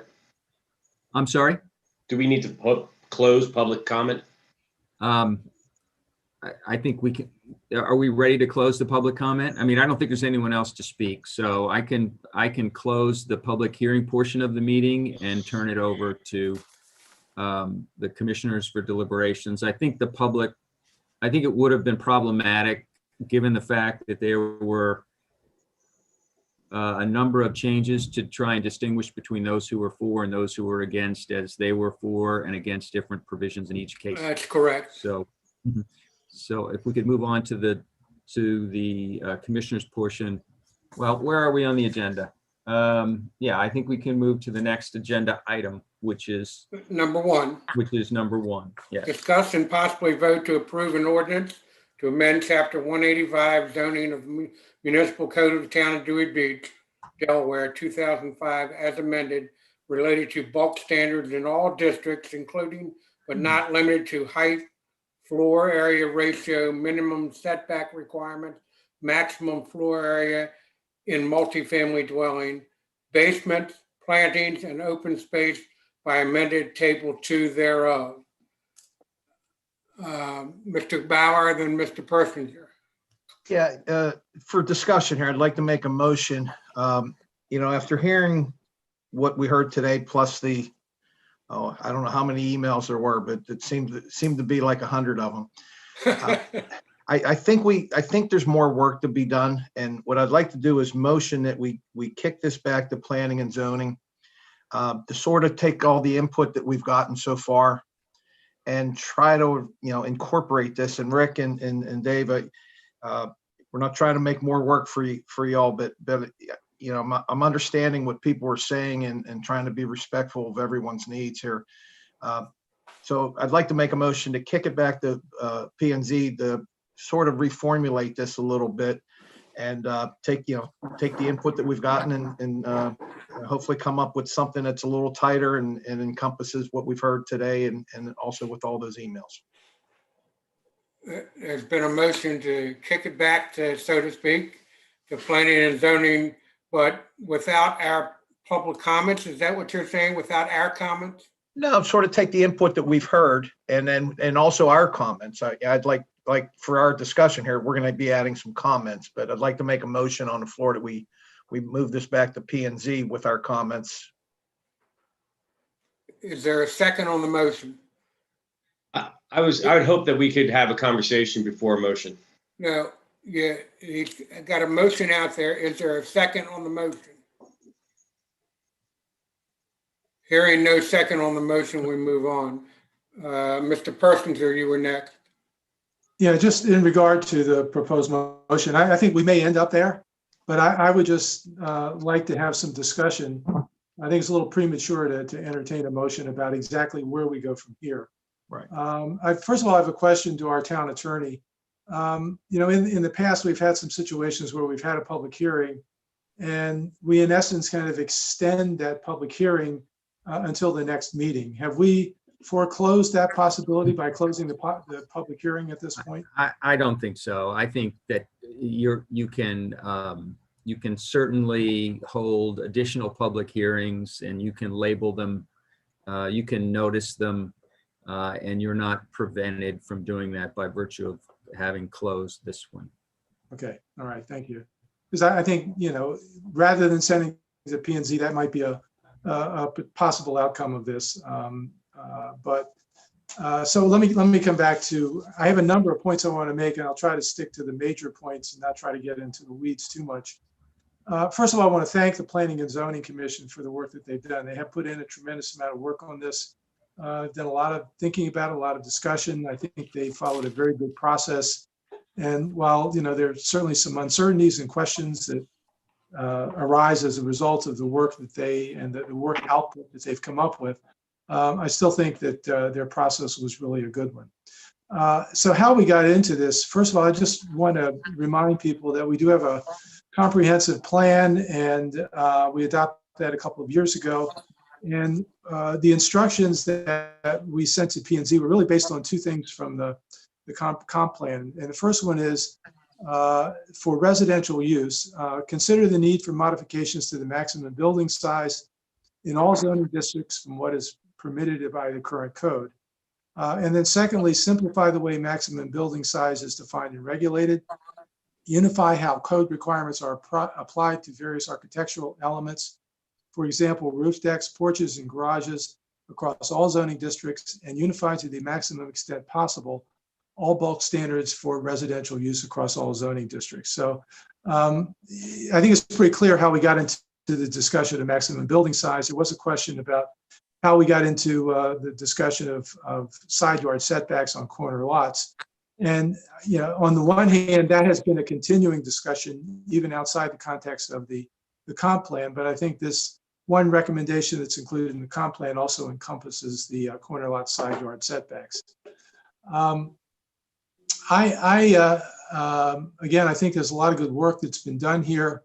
Let me try to hit a few major points here. First of all, there was some discussion about if we make some changes here, the potential for some sort of grandfathering provision. And rather than calling it a grandfathering provision, I think that there is a need for some sort of a delayed effectiveness provision, so that, you know, if we were to approve something and it gets signed as an approved ordinance, that we would give some period of time during which people would have an opportunity to submit their plans under the existing code that we have right now, without having to abide by the new regulations. And then anything after that, any plan that is submitted after that, you know, would be subject to the new requirements. So, you know, that period could be 3 months, it could be 6 months, it could be 9 months or a year. But you know, I think that's something that we should consider and talk about. Again, try to hit major things here. I think there is in the ordinance, they would eliminate the 2.5 stories provision in the NR district, as well as eliminating the tiered setbacks. And as I read the recommendations that came back from the engineering firm, I don't think they were in favor necessarily of eliminating both of those. I think both of those provisions are intended to hopefully encourage some architectural diversity in the building plans that are presented to the town for its approval. So I would hope that we would be willing to preserve one or both of those provisions. And with respect to the 2.5 stories, I know that some people have said that it was very difficult to work with. What I've heard from the town is that they seem to feel comfortable with being able to deal with that and to judge whether or not a set of plans is in conformance with that 2.5 story recommendation. So, and there's certainly other municipalities that do the same thing. So I don't think that's necessarily an unworkable provision. Let's see, I think with respect to side yard setbacks on corner lots, there was a perhaps unusual progression down from 15 feet to 8 feet. And I think at this point, I would be comfortable with the 8-foot setback. If for no other reason that no one has presented a compelling argument why that is a problem. Safety issues have been suggested, but based on the measurements that a couple of property owners have offered, it looks like there's 30 feet or more from the edge of the pavement, either on King Charles or on Bayard, back to the property line. If there's a safety issue, it's because there's some really overgrown vegetation along there that makes it very difficult to actually see to make a left or right turn, particularly on King Charles. So, you know, I'm not sure that it's the setback that causes the safety issue. It could be the vegetation. So you know, at this point, I think I'd be in favor of the 8-foot, but could certainly favor 10 or 12 as well. Let's see. With respect to maximum size, again, I must admit, I sat in on all the P&Z discussions, and I was a little surprised that they ended up at 4,000 rather than 4,500. That's not to say that there's anything wrong with that necessarily, anything wrong with their process. But you know, that was where they came up with. That's what they came up with. I think I would be in favor of a change here, and that is a change in which we would lock in essentially living space at 4,000 square feet. But if the owner wanted to include a garage in their building, their residence, then you would go to 4,500 square feet. I think that's kind of a middle ground between the proposals that between the 4,000 and the 4,500 that was considered by P&Z. And I think also it's important for people to understand the differences between the current provisions that we have under the code versus what the impact would be if we went to these proposed changes. I tend to think it's a lot closer than people believe it may be. Clearly, garages would be part of the new calculation, but not part of the old. And open decks would not be part of either calculation, so there's no change there. And I think, as I said earlier, there is no specific exclusion in the current code for porches that have a roof over them. I believe that those are appropriate to include in the calculation under the current code. And so I think that is not a significant difference at all between the current code and what is being proposed here. So I think that's an important thing for people to understand. The, let's see, talk about tiered setbacks. The question of basements, section 112-1 of our town code actually adopts by reference chapter 41 of Title 31 of the Delaware Code, which is the Delaware Housing Code. So it adopts, that section of our code adopts the Delaware Housing Code as the Dewey Beach Housing Code. And as part of that housing code, there is a definition of basements there, which defines a basement as a space that is essentially where the floor level is below grade, but at least half of the height of the space is in fact above grade. And I would suggest that we adopt, for purposes of the maximum square footage calculation, wherever we have a basement space in a plan that fits that definition, where half of the height of the space is above grade, that should be included in the total maximum square footage. I will, I think, stop there. Those are kind of the major areas that I think we should talk about. I guess one other that I would mention too is unfinished attic spaces. Some people have questioned whether or not that is included. I think it is probably included under both the current code as well as the proposed changes, as long as there is sufficient headroom in that space so that it could in fact be finished as habitable space. I don't know if 6 feet is the right number. 7 feet might be a better number, but I think that's something for us to discuss as well. So I will stop there, and I thank you for the time. Well, I guess Commissioner Bauer, you had your hand up, is that right? You're on, No, you're on sorry. mute, Paul. I'm sorry, never mind. Mr. Townsend, you have your mic off.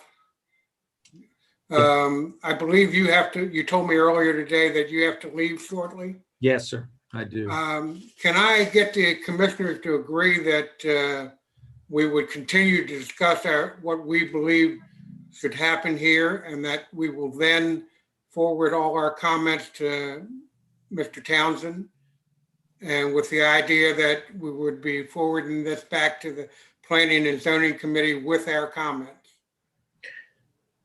Well, Mr. Jasinski, do you have a comment? Yeah, well, I had a comment on that, since that wasn't quite really a formal motion.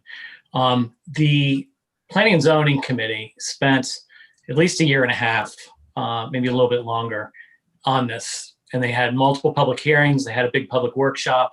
They got a lot of public input. And I think what they sent to us was candidly kind of their best kind of work product, where they could kind of all come to a consensus and agree on it. And I don't know that necessarily everyone liked every aspect of it, but I think they all voted for it because they realized it was probably the best compromise they could come up with. Commissioner Persinger has outlined some potential changes. I like a lot of what he has to say. I have some potential changes too.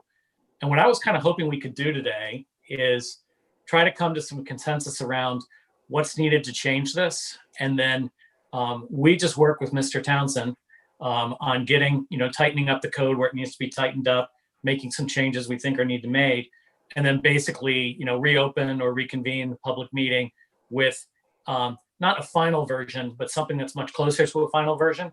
Again, inviting public comment and seeing what we can do with it.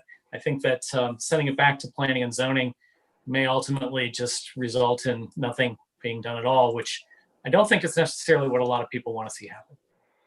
So you don't mind sending it back to them or you would rather us come to some general consensus on the various points and then forward them to? I'd like us to come to Townsend. consensus and work with Fred on revising it to that consensus and then having another or continuing public hearing. All right, Mr. Stevens and then Mr. Bauer. Yeah, I just want to throw my 2 cents in because I have a few. One is I agree with David. Both Rick and Dave, thank you so much for all the hard work you guys did on the planning and zoning. And I think it's unfair for us to put it back onto them and increase the timeline. They've came to us with kind of the consensus approach to what they had from the town halls and the various meetings a year and a half. So I agree with you, David. We shouldn't be kicking it back to them. In regards to, our responsibilities as commissioners, we're here to serve the public, to protect the public, and part of that is to make sure no one's rights are infringed upon. And listening today, and what my second commissioner meeting, what I heard is the town is completely in divide in terms of that section of the town in terms of what to do. I've charted everything from, as you would expect me to do on Excel spreadsheets, and who wanted 3, who wanted 2.5, who wanted 4, who wanted 5, and it's completely split. And so I just want us to take a moment to think about some of the comments of the people that have invested heavily in these properties, $1 million properties, who bought the properties with the intent of building their dream home. And what we're potentially are proposing is to asking people who are currently in cottages to forego future value, current value, for the sake of some that love the cottage view. And I appreciate that everyone likes their home the way that it is. And some of us want to improve upon those homes. And that when we make these decisions, we need to be cognizant of everyone and the unintended consequences, as Mr. Cook and Mr. Bauer kind of reiterate. I also want to just make one small, I did like the comment that was made today in terms of the grandfathering and how that does have a have and have not situation going forward. And there may be negative repercussions as to us making such decisions.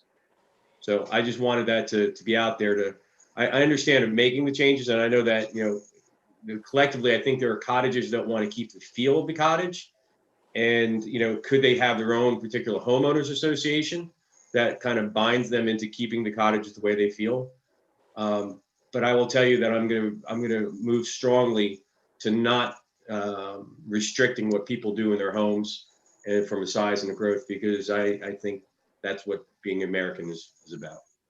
So, well, Commissioner Bauer.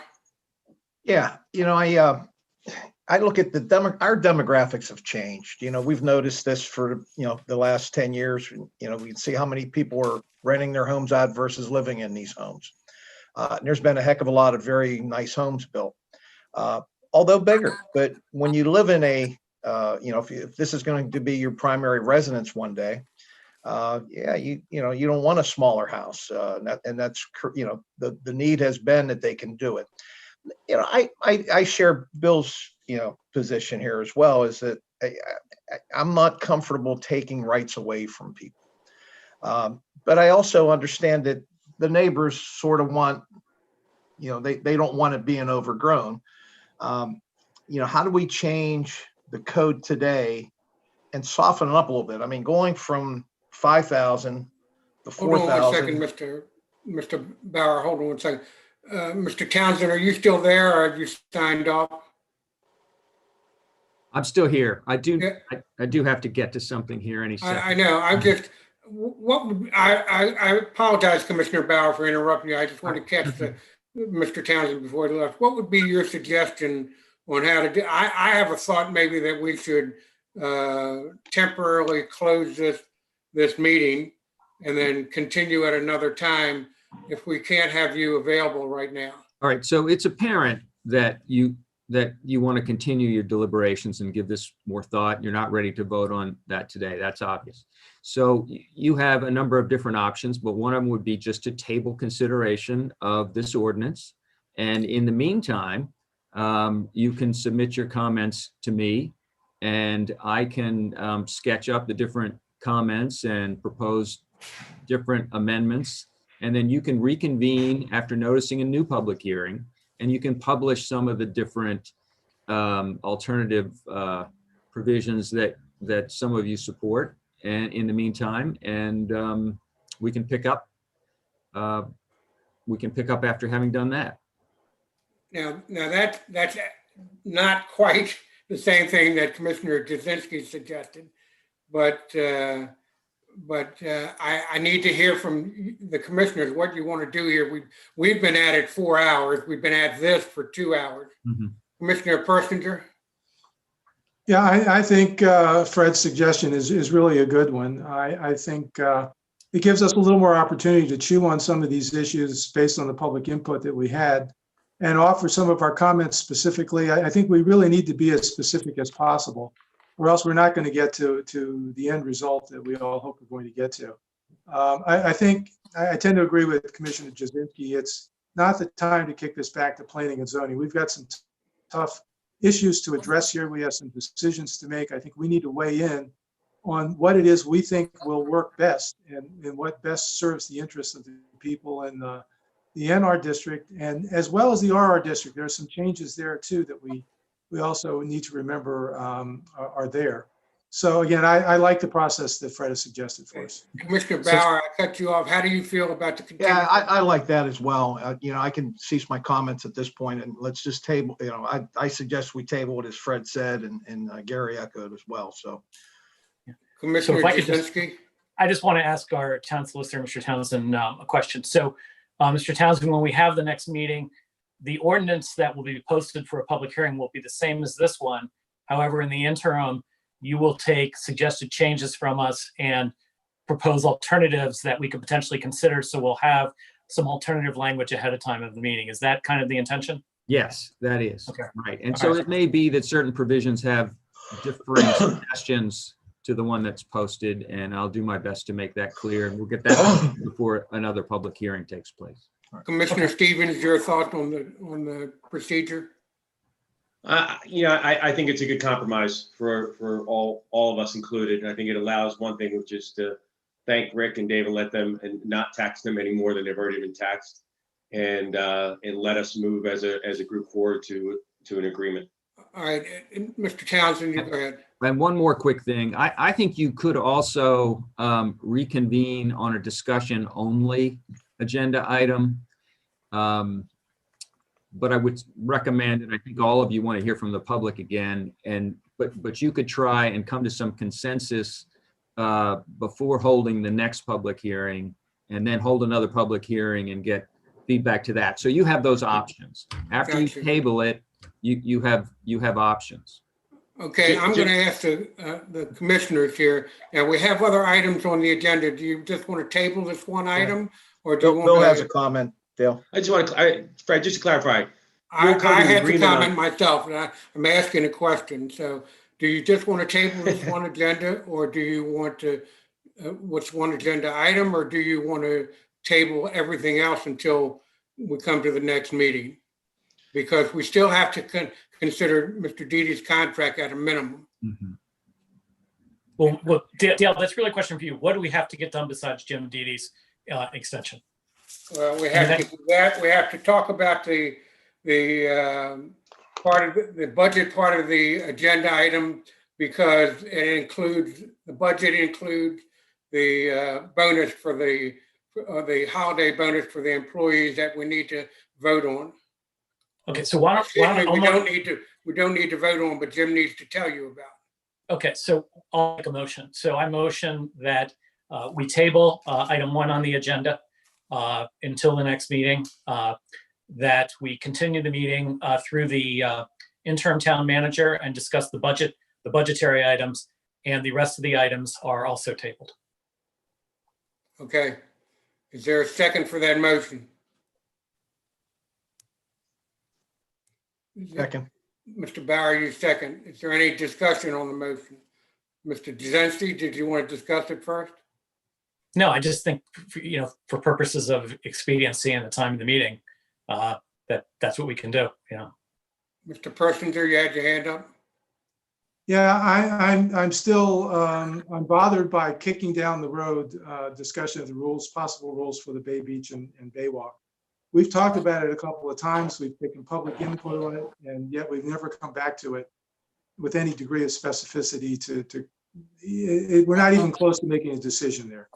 Well, I think we also have a problem with our committees and committee chairs and membership.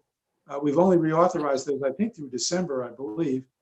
And, you know, I'm not sure exactly where we are in the process, but I think we need to get those in place so that, you know, we can continue to have them working and, you know, and accomplish what we need to accomplish this year. So I would be happy to continue to talk about some other things here, but anyway, I'll stop there. Mr. Stevens, you had your hand up? I agree with Gary that we can reprioritize the agenda and maybe we have a hard cutoff at 3 o'clock. Okay. So you want to continue through the agenda? I do. Okay. I'll modify my motion that the agenda continues up until 3 p.m. to discuss the agenda item number 2, item number 3, 4, and item number 5, and then we dismiss at 3 o'clock if we're not finished. I second that motion. Well, that's just a change of motion. You dropped your previous motion? Yeah, it's just amended my motion to say that. Yeah. Okay, gotcha. Okay. There's motion and second. Is there any further discussion? Mr. Persinger, how do you vote? I vote yes. Mr. Bauer, how do you vote? Yes. Mr. Stevens, how do you vote? Excuse me. Yes. Mr. Jazinski, how do5 Be back in Yes. 1 second. And I vote yes. All right, we're all in favor. So we're tabling the first agenda item and going on to the second agenda item right now. Dale, if I can interject just a moment. Dave Thomas joined the meeting area a little late. He was having technical difficulties. Did you want to give him 3 minutes? Well, at this point right now, we can't. We've already gone past that. Sure. All right. Thank you. All right, thank you. Second item is discuss and possibly vote to extend Jim Deede's contract as interim town manager. We signed his contract on the 18th of August. It's good through the 18th of November, or thereabouts, 90 days. We have to renew it for another 90 days if that is your desire. Mr. Stevens. Is it possible to renew his contract until a full-time town manager is hired? Oh, yes, sir. That's the intent of the contract. Okay. Yes, sir. So you could actually Versus make the that 90 motion days. either or. Okay. Good. Did you want to make a motion? I'd like to make a motion to extend his contract until a full-time town manager is hired. Well, it can only be 90 days at a time, but I thought you meant in case we hired before the 90 days was up. Yeah, that's what I was going to bring up, Dale. My understanding was 90 days at a time, Yeah, right? it is. Okay. So that could be the motion if Bill chooses to do it that way. That is the motion I make. The motion would be then to renew the contract for 90 days or until the town manager is hired. The new town manager is hired. That is correct. Is there a second? I second that. There's a motion, proper motion and second. Is there any further discussion? All right, I call the question. Gary Persinger. I vote yes. Mr. Bauer. Yes. Mr. Jazinski. Yes. Mr. Stevens. Yes. And Mr. Cook also says yes, so moved and passed. The next is discuss possible rule for the Bay Beach and Baywalk. The only reason I sent out what I sent out to you guys was originally the one that says up top, interim rules for Baywalk, Bayside Beach, and Gazebo draft for discussion was one that Scott and DBE put together. And the second one that, hold on 1 second, please. That says on top, Dale, May 22nd, 2020, was when I sent Scott, I believe the date's correct, when I sent Scott my suggested for changes. And the third thing that's with this in the documentation is chapter 65 on beaches, so that you would have it in front of you. And would anybody like to start the discussion? Mr. Persinger. Yeah, I don't think we have to have a real intensive discussion about this right now, but I would like to have us come to some agreement on what our plan is for getting this done. We talked about it several times. Originally, we had talked about having some sort of a meeting of the various stakeholders so that we could come to some reasonable level of agreement on what should be included here, and then we could work out the details in a final draft. But if we could come out of today's meeting with a reasonable plan for how to get this done, I think we will have certainly accomplished something. You're right. We had said we were going to have a workshop, and that got canceled because of the virus. Mr. Bauer. Yeah, that was my understanding is we were going to have a workshop on this issue first. When we had talked about, like some of the ocean rules, is there a way to get a copy of every rule that we have? I gave it to you on your book, sir. Yeah, so that's everything that's included, right? There's nothing else? I believe that was the two suggestions for, because I had asked everybody to send it in, suggestions that your suggestion for the beach and baywalk. And when we had the ones that the town manager and I put together, town manager and DBE, and then I put together. Wait, Mr. Paul Stevens. has a book? What? Does Paul has a book? I got it on my iPad. No, it's on. Thank you for lightening the mood there, sir. You're welcome. The books are on the internet right now. Yeah. It's called background document. It's an electronic book. Yeah, I think there's actually a few more in here that aren't covered, but maybe, if this is complete, then we're going to be able to do some more stuff on the ocean beaches that we never did, that somehow have been precluded. No, there are some rules that are not included. I'm sorry, Jim, speak up. There are some other areas like weddings on the beach. We do have some rules on that. I'd have to look to see if there's any more out there, but I think Paul is absolutely correct. There are a couple more areas that we probably should look at. Yeah, mooring boats and things like that. And well, that's in these rules. And then yeah, so I'm are looking at weddings on the beach. 65.7, use of boats around on and around the beach. Now this would apply to all bay beaches, right? Everything across the bay, not just at the height. We're not just selectively looking at it for that beach. This applies where the volleyball courts are. Now, the ones that the town manager and the DBE put together was geared strictly towards their bay beach, as I understand it. The ones that I gave you, I had merged in with the existing code, and so it would cover all bay beaches.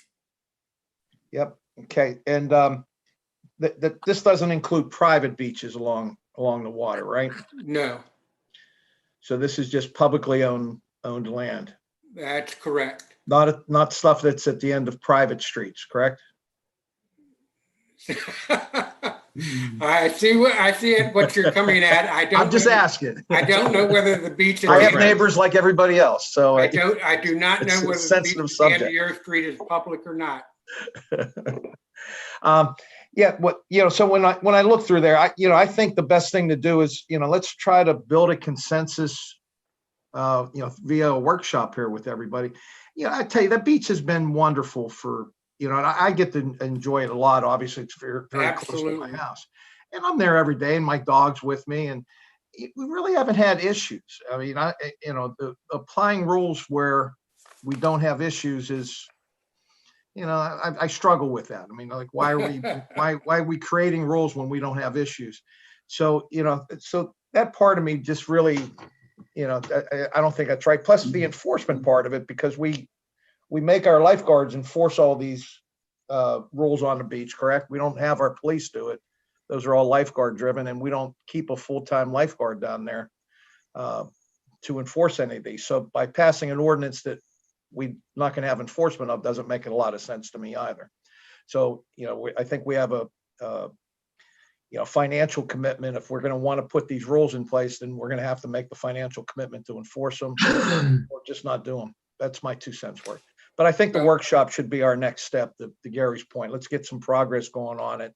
let's get a workshop. If it has to be online, so be it. It has to be online, but let's have the workshop. I understand. I tend to agree with you. I just want to say that most of the rules in both sections are ones that we already enforce on the ocean beaches, and most of them already enforced on the Bay Beach. It's just putting it down in writing. Right. Anybody else want to make comment about process of what we should or should not? Mr. Persinger. Well, if we're going to have a workshop, is there any value in having one or more of us put together kind of a combined draft that includes both the things that you've included in your comments back to Scott a few months ago, as well as the draft that we have that Scott put together with DBE, and any comments and public comments that we've received on that? Is there value of trying to combine that for a workshop? Is there a value of trying to what for the workshop? To combine those various pieces and use that as kind of the focal point for a workshop. Yes, I see value in it. I just, of course, whoever combines it, people are going to swear that they were swayed by one or the other. Well, I mean, at some point we have to come to some sort of agreement on something, and we do have the benefit of some comments thus far. So my suggestion here is simply at this point take the product of those comments and include that in the draft that we have right now. All right. So basically, you want to. I'm sorry. So basically, you want to have the workshop, but have some paperwork possibly combined to the two that we have now to start off the discussion. I think we need a straw man to, kick over if necessary, but, we need something to focus the meeting on. Okay. Any other comments from other commissioners? About how I think that's a great suggestion. I mean, yeah. All right. And how about Jim Dedes and I will get together with Mr. Persinger about creating that paperwork and trying to propose a workshop timetable for you guys. Oh, did I volunteer? Yes, you did. Your suggestion. Of course, if Mr. Bauer has more comments, we may volunteer him also. Yeah, I mean, since I probably use it more than anybody else, I'd like to have some input on this. But I mean, I'll put together some comments that I think should be included in it. Okay, I remind you all that I did ask you for comments back in March and I didn't get any, so I would appreciate any comments as soon as possible for what you feel should be the rules on that beach and that baywalk. And I would just say whatever we put together should be as fully inclusive as possible. Even if we have to make notes in the margin, for accommodate all of the questions and comments that people have. Gotcha. So then we'll go for everybody. Please send all your comments into Mr. Dedes, and Mr. Dedes will coordinate getting together with Mr. Persinger and myself and trying to merge it all together and come up with a timetable for a workshop. Mr. Bauer. Please send them in Word if you can. This way we can collate. I can collate and do a cut and paste. Okay, Mr. Bauer. Yeah, I'm just, when you mentioned timeline or timetable on this thing, our rules for the ocean kick in on May 15th. So we need to, if we're going to put some rules in place, we still have, January, February, March to try to put these together and, hopefully vote on it by April or earlier. So I don't know if we're going to do this as another meeting in December or maybe January. Well, we'll ask Mr. Dedes, myself, and Mr. Persinger to come up with some ideas and get them to you all. Okay. And try to get a coordinated effort from everybody. Is that all right with everybody? Yep. Okay. All right. Next item, discuss the status of committees, committee chairs, membership, goals, and/or focus. I sent you, hold on one second. For item number 4, we put on the background documents, the list of committees with present committee chairs and the amended resolution number 139, because a lot of us did not know that 139 existed or what was in it. So I want to go down the list of committees because there's been some changes. Some people, Mr. Stevens is no longer liaison because he's, I mean, sorry, no longer chair of a committee because he, or a member of a committee because he now will be possibly a liaison as a commissioner. And there's other changes people have dropped off. So if you have them with you or you have not pulled them down, I'll read, if it's all right with you guys, I'll read off the list and tell you what I have and you can write down what's going on or type in what's going on. Members of the audit committee, the chair is Julie Johnson. Donna Alexander, member. Debbie Knight, I'm sorry, that's DeOrzio now, is a member. Bernie Cross is a member. Lisa Levine is a member. Bill Stevens, Bill Stevens is no longer a member, but I believe Mr. Stevens, your wife, has volunteered for that spot. I didn't know that. And Julie Johnson told me today that she was absconding with your wife for that spot. I'll have a conversation with him, Mr. Mayor. I had no idea. Okay.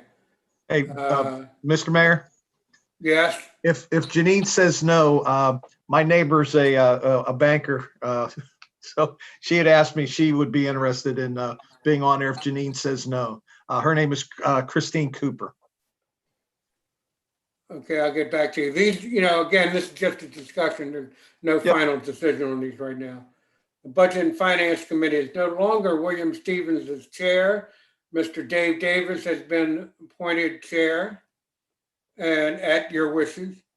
Membership is Jill Campello, Nancy McCloskey, Jane Prisgotsky, Lynn Winkler, Phil Winkler, and I don't know what the status is on the non-voting member, Joe Kinley, but I will get together with Mr. Davis and check that out. I'm sorry, I want to go the Commissioner Liaison for the Budget and Finance Committee. Mr. Persinger has suggested that Mr. Stevens be the Commissioner Liaison, and I thought that was a great idea, but we'll make that decision. Oh, I'll second that motion. We'll make that Whatever decision at I'm the fine next with it, whatever the meeting. process is. Okay, Charter and Code Review, it says ad hoc committee, but we extended it as basically as a standing committee. So the chair is David King. He has not gotten back to me yet on his membership, but at present, Julie Johnson is a member, Marcia Sheck is a member, Jimmy O'Connor is a member, Elaine Bowl is a member, David Jazinski is no longer a member, and Jim Dedes is ad hoc. We're not sure what that ad hoc means as the ad hoc member. But no, he's an employee, so he can't be a full-time member. Comprehensive Development Plan Committee, I'm sorry, I didn't read Charter and Code Review Committee. Commissioner Persinger right now is the liaison for that, and he will make it known to us whether he cares to intend to stay on with that or not. Yeah, I would like to stay with that, yes. Okay. Comprehensive Development Plan Committee, Chair is Dave Davis. Jimmy O'Connor is a member, Julie Johnson, Phil Winkler is a member. Commissioner Persinger right now, I'll just read off who right now is the designated liaison, and we can follow it up with Commissioner Persinger as the designated liaison right now. Infrastructure Committee, Chair Jim Tyler, Steve Hughes, Marlene Tarr, Peter Bricotto, Drew Martin, and Randy Bregman has resigned, according to Jim Tyler. And I am the liaison right now to that committee. The Investment Committee, Manuel Bramo was the chair. He has resigned right now, and right now there is no chair appointed. Jimmy Lee is a member. Brian Priver is a member. Michael Schaefer, Dennis Trencher, Bernie Kraus, and former Commissioner Moskowitz was the liaison to that committee. There has been a suggestion about merging the audit committee and the investment committee into one committee. I did talk to the audit committee chair, and she wishes that we would not do that. I have not talked to the other committee members or chairs yet. Marketing and Event Communications Committee, Drew Martin is the chair. with members Elaine Blocker, Alex Hanna, Gil Hoffheimer, Melissa Riesco, Peter Bricotto, Luisa Martinez, Kelly Ranieri, and Janine Stevens is a member there also. And right now, Commissioner Bauer is the liaison to that committee. And I think Commissioner Bauer is asking to stay on to that one. Yeah, I don't mind doing that one. Okay. Town Manager Search Committee is not a standing committee. It will dissolve once they have the committee liaison. But I mean, excuse me, once they have the committee reports in, which I hear we will get tonight, by the way, folks. Chair is Julie Johnson, Paige Kern, Diane Hanson, Dave Lyons, Debbie Knight, Kay Miller, Steve Montgomery, Jimmy O'Connor, and Janine Stevens are all members presently. We hear that Stevens name a lot. Too many times. And I am the general liaison to that committee right now. That's where we stand right now. It's just a discussion item. It's something that we have to vote on at the next committee hearing. I promise you that I will. Some of these committee chairs have not gotten back to me when I asked them to get back and tell me whether they wanted to keep the chairmanship and whether they wanted to keep the members on their committee. So as you read in Resolution 139, we appoint the chairs and then we vote on their suggestion for committees, for committee members.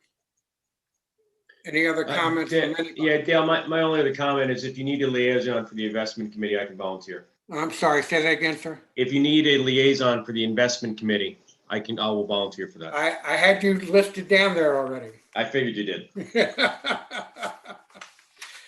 Thanks for volunteering. Anything else that anybody else wants to discuss about that item? Mr. Bauer?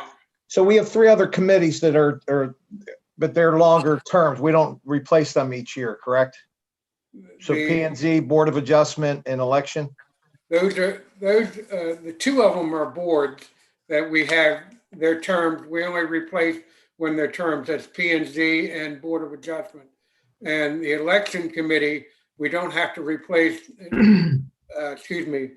I was reminded that we appointed them in May and we have to reappoint by May. Okay. So, but the election chair said there's two different areas there. They have the Board of Elections and they have the election officials. And she said she wants to keep the Board of Elections as it is, but she would like to have any election officials that might have suggested. Bobby Rediford suggested her name, and I gave her the telephone number to call the chair on that. Okay. She needs to call. She needs to call. I sent her an email, Paula. Oh, Elaine, I'll copy the email to you. Okay. All right. Yeah, I had some people interested in that. Okay. Yeah, like I say, but remember, we vote on and appoint the chair, and then we vote on their suggested slate of members. Correct. Is there anything else you all want to discuss about item number 4? Mm-mm. Okay, then we'll move on to item number 5. Review October financials to include COVID-19 budget scenarios. Jim Dedes. Thank you. I want to thank the town in general because our revenues have come up. We expected revenue for September of $541,000. The actual, we came in at $740,000. So the difference was we got an extra $198,000, and we can thank our transfer tax for that. We expected in expenses for the month of September $319,000. Our actuals were under by about $12,000. It was $307,702. We also, I know that we've got Shino on board, but correct me if I'm wrong, but we're projecting an additional $17,000 to cover expenses from the CARES Act coming in. Year-to-date revenue, we have $2.8 million that was expected. We brought in so far $2,903,000. So we're up about $84,000 above our projected revenue. Expenses for the year, 2,401,000 is what we expected. Our actual were 2,395,000, so we're pretty much right on target. The year-to-date difference in the expected revenue was $417,000, and the actual that was budget was $507,000. So we're still a little bit behind in that area.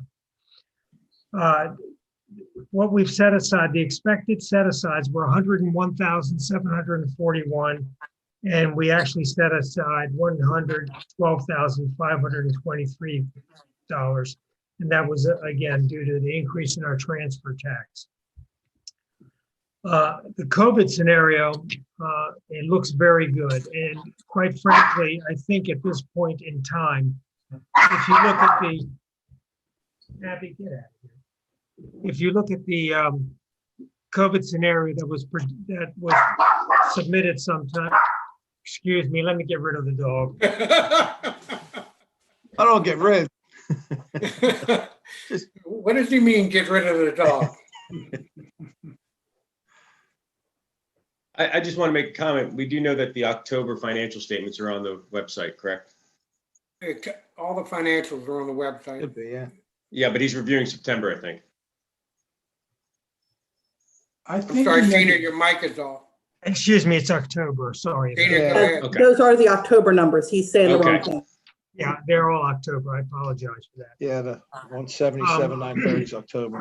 What I would suggest is that if you look at the COVID projections that are on the green on that page, which is the COVID-19 impact scenarios, it almost, I hesitate to say it in some respect, but I think those three bad scenarios that we have, you have a best case, a base case, a worst case, and a stress case. I really don't think they're going to apply for the remainder of the year, at least the best, the weak, and the stress case.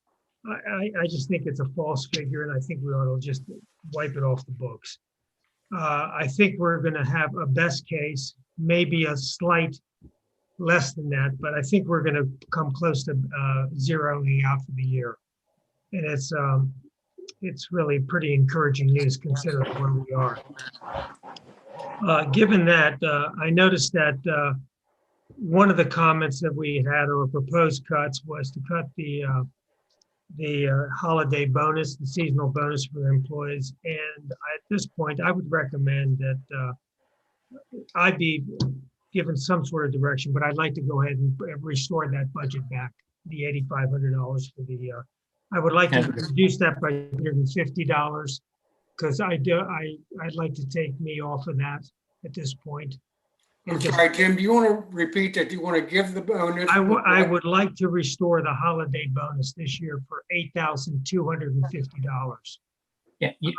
It was the 250 would be to eliminate me from that. I don't think it's appropriate to include me since I'm, I would prefer not to. I'm asking you not to include me. Thank you. That's gracious of you. It's unnecessary, but it's gracious. Excuse me? I was just saying it was gracious of Jim to do that, but it's just not necessary. But what I'm going to say is that it's not a vote item. It's not on as a voting item. It's he's letting you know that he wants to hear if you have a complaint about that. He called the town attorney, and the town attorney said he didn't feel it had to be. If I understand, is that right, Jim? No, I did not call Mr. Oh, I'm sorry. I thought you did.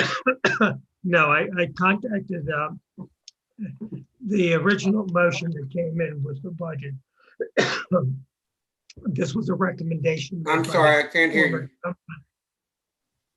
I'm having a coughing jack. The town manager made it as a recommendation as far as budget reductions. And when I talked to the town clerk, she said that because of that, the way it was introduced originally, I did not have to get the approval of the town commissioners. Correct. We actually never voted on a budget reduction. We just kind of made a recommendation. So yeah, so it's just not needed. Correct. I apologize for my coughing, but I do like to bring these matters to your attention when we make any change to the original intent. All right, Mr. Bauer, Mr. Stevens, and Mr. Persinger had their hand up. Mr. Bauer. Yeah, and I know we're not voting on this, but I just want to say, Jim, considering all the hard work that everybody put in this challenging year, that there's never a year probably more deserving of bonuses. So I'd be 100%, 1,000% behind you going forward with that. That'd be great. Thank you. Mr. Stevens. Yeah, I have just there are 4 quick comments. One, this is maybe 5. The budget looks great. It could have gone the other way, but obviously everything financially is looking real good for us compared to what we thought was going to be dire, prior to COVID. As we get into the budget process for next fiscal year, we should take into consideration the transfer tax increase over and above this year as a possible downfall for next year, because there'll be less properties less possible properties as we move forward, and we should prepare for that. Second thing is that I did reach out to, I've had conversations with Lufton Associates. I had conversations with them specifically about the equipment asset purchase account and the Bayard Avenue loan account. Those 2 things, in my opinion, should not be on these financial statements. They are balance sheet entries. Devon, which would really mean that we're 150,000 better than what we're saying right now, because they're on the balance sheet versus the profit and loss. Conversation I had with Devon Reed was about the fact that that's based upon our modified accrual use of financial statements. And I'm going to get a further clarification of what it would be on a full accrual and how that would be different. And I'll bring that back to this committee to take a look at to see which one makes sense going forward.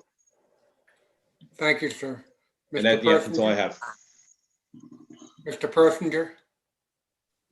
Gary's frozen. Yeah, with respect to the budget, I'm sorry. Okay. Did Bill finish? Yeah, I'm done. You were finished, right? I'm sorry. Yes. I didn't mean to cut you off. With respect to where we are in the budget, I agree this is a much improved picture over what we've seen in recent months. I just a couple of cautions. First of all, building permits are way down. We're maybe half of where we should be, perhaps a little better than that. But and I would hope that building permits really would pick up. We've had so much turnover in the market. You would expect that people are looking toward making changes in their property and would be coming to the town with some building permits. So hopefully that picks up a bit. But again, it's an area of caution. We were way down on parking meters, and at this point, that's lost revenue. The only thing that's really going to save us at this point, I think, is transfer taxes and how close we come to 100% of what we budgeted for accommodations taxes. Accommodations taxes came in higher, certainly, than I expected. I think it may be reasonable to project that we may actually hit 100% of what we expected or budgeted better. Transfer taxes right now, in terms of what we have collected so far, we're looking at having collected transfer taxes based on about somewhere around $45 or $46 million in sales. That's pretty incredible turnover, but that needs to continue over the next few months. We're probably going to need to hit 130 or 140% of what we budgeted. We can do that. There's still a lot of activity in the market, but I just want to inject a little element of caution in terms of looking at the overall budget, because we still have to focus on where we think we're going to be at the end of the year. And that brings me with respect to the bonus idea. I'm certainly in favor of restoring them. I would like to see the town wait just a little bit more and wait until perhaps the December meeting and come back and announce to us at that time that he feels quite comfortable allocating all of that bonus money. It's a holiday bonus. It doesn't have to be a Thanksgiving bonus. It can only be a Christmas bonus. And our next meeting would certainly be plenty of time in order to do that. So those are my comments. Thank you. I just want to explain, there is a complication there on timing. And Sheena, you have your mic off. If you could turn your mic on and explain the complication and the timing of approving it now, or not approving it now, but agreeing to it now. Okay, according to the ordinance or whatever it's called, we're not asking for the end of audit bonus, which is $100 for every employee that was employed on March 31st. The second bonus that is listed is to be given in the first pay of December, and it's based on anyone that is employed on. We're hearing a lot of feedback. Do you hear the feedback? Yes, I hear it. Go ahead. Maybe I'm too close. It's basically, we have to, it's supposed to, based on the ordinances or whatever, that it has to be given on the first pay in December. And the first pay in December happens before the next committee Correct. meeting. Right, yeah. Okay. Thank you. Thank you very much, Gina. Does Go that ahead, Mr. preclude us- Persinger. does that preclude us giving it later, even if we wanted to? I mean, I'm not clear. Maybe have the town attorney look at that, but if it has to be done, then I would support going ahead and doing it. I can send you the documentation and just a bit Anyway, of, we're not voting on it. I hate to cut you all short, but I think most of the commissioners have indicated that they're in favor of this. Mr. Jazinski, you had your hand up? No, I was just going to say, if the deadline's December 1st, we're in pretty good shape. We got the lion's share of that revenue. I don't think that much is going to change between now and then. So I'm even though we're not voting, I'm good with it. And Jim didn't really have to do what he offered to do, but he's kind of in control of it. So yes. And what it is we're being informed by the town manager, unless there's a horrendous uproar, that he's going to do it. So we want you to know about that. Jim, is there anything else that? No, thank you. I do believe that our building permits are going to be picking up. So we have some encouraging permits on the books coming in. Thank you, Mr. Didi. I'm sorry, I called you Jim. I should have said Mr. Didi. Mr. Stevens. It's Bill. I just want to make a comment that I do think Mr. Didi should be entitled and should receive a bonus. And I don't think he should remove himself. It's very kind, but I don't think you should remove yourself from the process. I will get with him on that and make some insisting comments. Okay, thank He you. can do with what he wants with afterward. Ms. Gossett? just wanted to let you know, I received the numbers for the October transfer tax, and it's 175,000. Wow. Ashley. Very good. Very good. Thank you. Can't wait to see what January, February, March going to look like. We're still Yeah. Mr. Didi, do you have any more for this item? Number 6, I mean, sorry, number 5, the financials. Mr. Didi?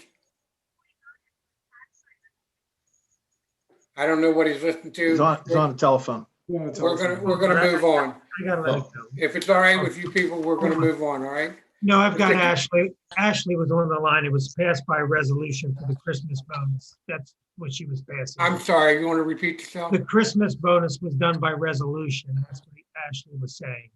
That's fine. Okay. Okay, thank you. Don't worry about it. If there's no complaints, I'll move on.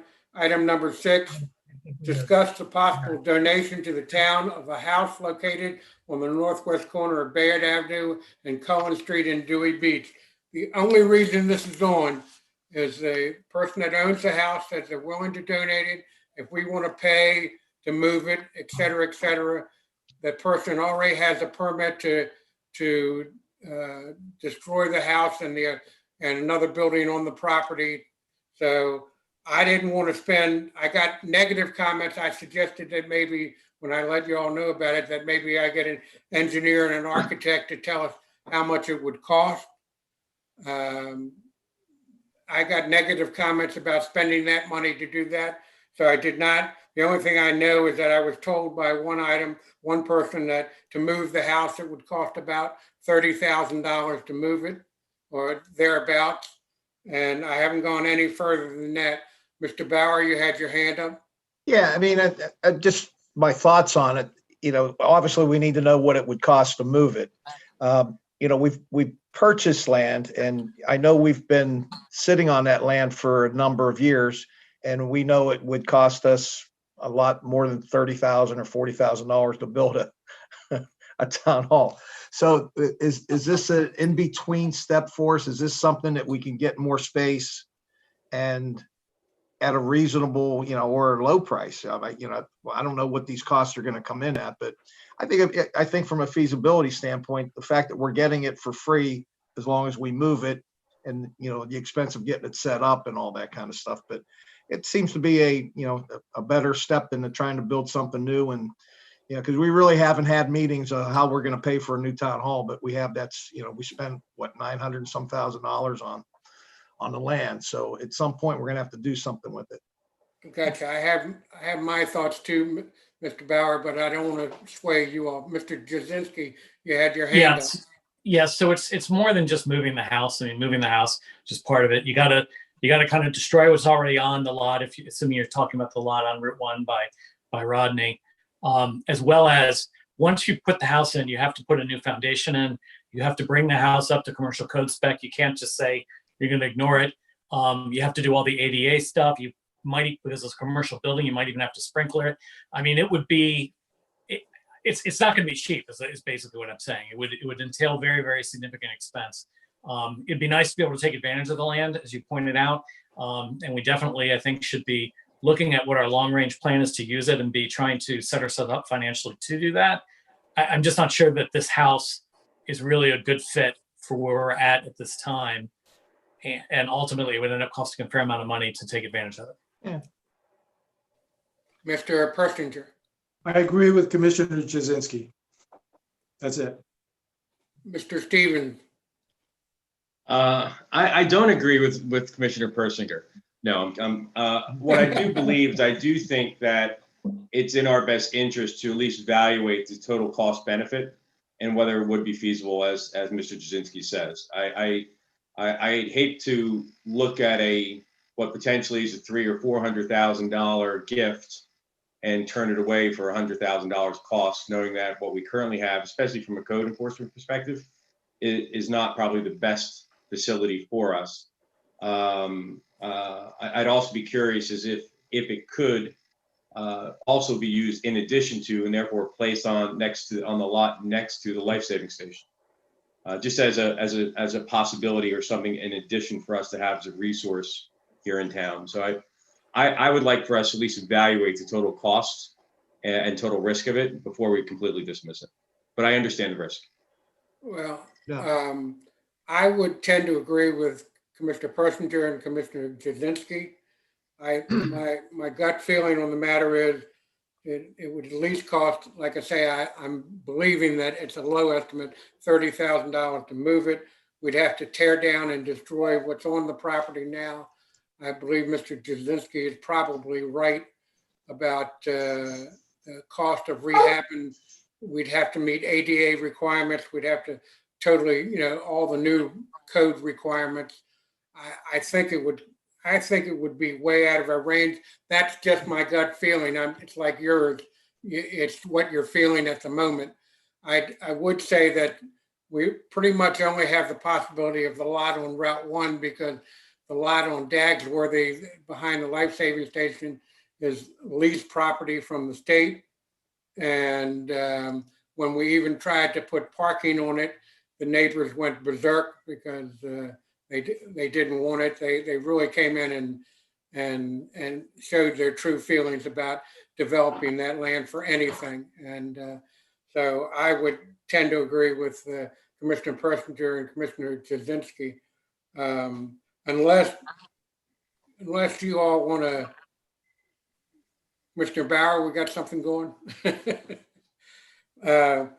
Unless you all want me to get an engineer and an architect to tell us what, and hopefully we can do that. We'd have to do it before the property owner decides to tear it down. I don't know that we have any choice in the matter, but if you tell me to get an engineer and architect to give us some prices, I will do that. Commissioner Bauer, you had your hand up. Is there a cost for that? Oh, yeah. Do we know what? We'd have to give you an hire. idea what? I have no idea what it would cost. I've never. I don't either. So I don't have a clue. I can't tell you if that's a good idea or a bad idea. I wish I could tell you one side or the other, but I'm only going on gut feeling, and that doesn't mean much in this situation. Yeah. So, When is the property scheduled to be torn down? We don't know. There is a demolition permit that the property owner applied for and was issued. There's also some other issues about probably subdividing the property So there's a lot of issues dealing with that. I've been in the house, I know the house. Whether we bring in an engineer or an architect to look at it, I think part of the issue is what do we want to really use it for the time being? And I don't think we've got any plans yet for how we're going to configure it to meet whatever town needs are. But it's not going to be a cheap project. I think the figure of 100,000 is probably right on, because I know it's going to have to be to make it usable for office space. And there are some issues with electronics that are going to have to be moved in there with the system, the Celsius system, which we're tied into at that building. It's going to have to be reconfigured there. It's going to cost more, I think, more than 100,000. It's a lovely house. I agree with that. But Jim, I'll just, Mr. Dedes, I'll just make this comment. I've been looking at possibly doing work in my house, and the little amount of work that they're trying is at $80,000. And that's just an improvement. And here we're talking about a 2,000 square foot house for 100,000. I just think it behooves us to at least evaluate it. But I'm just one of five. So you're saying we should look at the possibility? We should hire somebody? We should not just dismiss it because we think that it's going to be more expensive than it is. Yeah, I'm just saying, are you saying that we should hire an engineer and a contractor to give us what they feel the cost would be? Let's find out what it would cost to hire an engineer and contractor to move it. I don't know how much it would cost. I honestly don't know. Well, so we're willing to basically say forget about a $300,000 house for what might be $5,000. Well, no, we've got 3 commissioners that feel one way. We have 2 commissioners that feel another, and I'm trying to be very open about this because I'm very open about the fact that I'm just going by gut feeling. I don't know that for a fact. That's just what you guys are going by, gut feeling. All of us are. So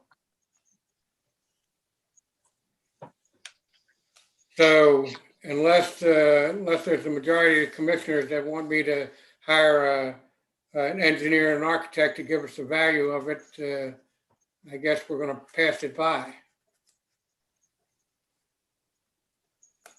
Okay.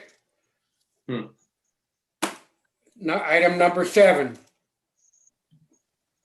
Update, oil spill, beach update. And I just sent you last night, the commissioner, the fact that that I was notified and you've now been notified that the oil spill has been completely cleaned up as best they can at this time. They're not saying that it might not come back at some time. And if it does come back, they want everybody to call the 800 number to report oil on the beach, significant oil on the beach. And they say that tar balls may turn up for a long period of time. It could be as far as into next year that tar balls may still turn up. Del Dot agreement. Jim, did you want to take over that? Yes, I'll take that. In light of the 5G issues that we've had in the town, I did approach Eric Semo, who is their engineering with Del Dot, and who has been instrumental in evaluating and assisting in the approval of permits for the Del Dot right of way with 5G towers. There was in our agreement, our Del Dot agreement, there's an area that deals with beach land at the end of each street. And it's kind of a quasi document, at least a paragraph that's written about it. But there is a possibility that could also be our town right of way. Now, when I talk to Del Dot, they're willing to give us that beach end right of way. Now, does that help us or hinder us in lieu of dealing with 5G? I think if they turn that over to us, it would turn it over with the idea that we would be permanently assigned the maintenance of it. And then right now, for the most part, we do maintain that anyway. We clean up in that area. We have we have our trash cans on that area in some areas. So we use that. The only way that I can figure that it would help us, it would require that any companies that want to install 5G would have to go through us strictly for permitting. Gives us more of a say. I don't know the benefits of that, but at least we would be inclined to at least have, require the, I guess it would be the communication providers to consult with us ahead of time. And whatever say we may have depends on the ordinance that is going to be submitted to the planning commission to look at. So it's food for thought. It's an interesting point, and I'm not sure if that's something that we would like to entertain or not. I left it with Eric Simo that I would present it to the commissioners, and what they would want is some sort of a statement from us, and we would make modifications to the Del Dot agreement, if that's the choice of the commissioners. Commissioner Jazinski, you had your hand up. Well, first of all, Mr. Dedes, thank you for doing that. I think that's great. Given the uproar we had over the polls, and this really isn't even just about the polls. This is about us controlling one of our most important assets and us getting more control over those entrances to the beaches. I just think it's definitely a plus. Whatever we're going to do or not do, I think the fact that we have more of a say is absolutely a positive development. So thank you very much. Any other comments from any other commissioners? Mr. Bauer. Yeah. What streets are these, Jim? This would be all the beach end streets, Oceanside. So that would, so we'd have all 20 of them then, right? Or 19, or whatever it is. I actually 22 of them. I think it would be all 22 because I believe Denver, Jersey Street would be the one area I'm not 100% sure. It's always been the question mark. That's always a question mark there. So if we take over maintenance of it, what does that entail? It would just be the beach end. It would be that where the road ends, Del Dot would still have the street where the street is. So where the pavement ends is the rest of it's ours. Yeah. And the difference would be is they maintain the 8 feet. They maintain that 8 feet. Yeah. So we'd have to, we would have to repave it maybe at some point. No, there's no repavement. It's where it ends. It would be the beach sands. Okay. So it'd be the beach entrance ways. I mean, but what's our upside to take over maintenance of it? I mean, it doesn't sound like there is any maintenance, so we're not really. I don't see it as a major issue. Mr. Bauer, there's always unintended consequences. No question, right? I mean, that's what I'm trying to explore to see what that and I'm going to get to Mr. consequence Stevens after you're finished. When you're finished, Mr. Bauer, let me know. Yeah, no, but so as I'm thinking about that, if it's not really going to cost us anything, so why wouldn't we do it, I guess? What's the interesting thing, something that you brought up a good point because that is part. We've always kind of looked at that entrance way as part of the beach. Right.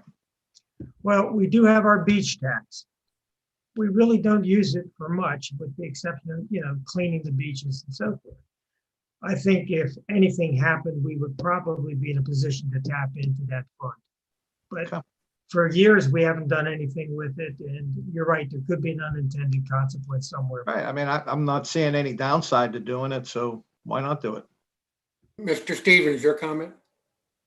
I agree with Commissioner Jazinski and Commissioner Bauer. I think that whatever unintended consequences are going to be less than the effect of 40 more poles going in on the end of our beach side. So I don't, unless there's some compelling reason, I would say that we take back control as soon as we possibly can. Right.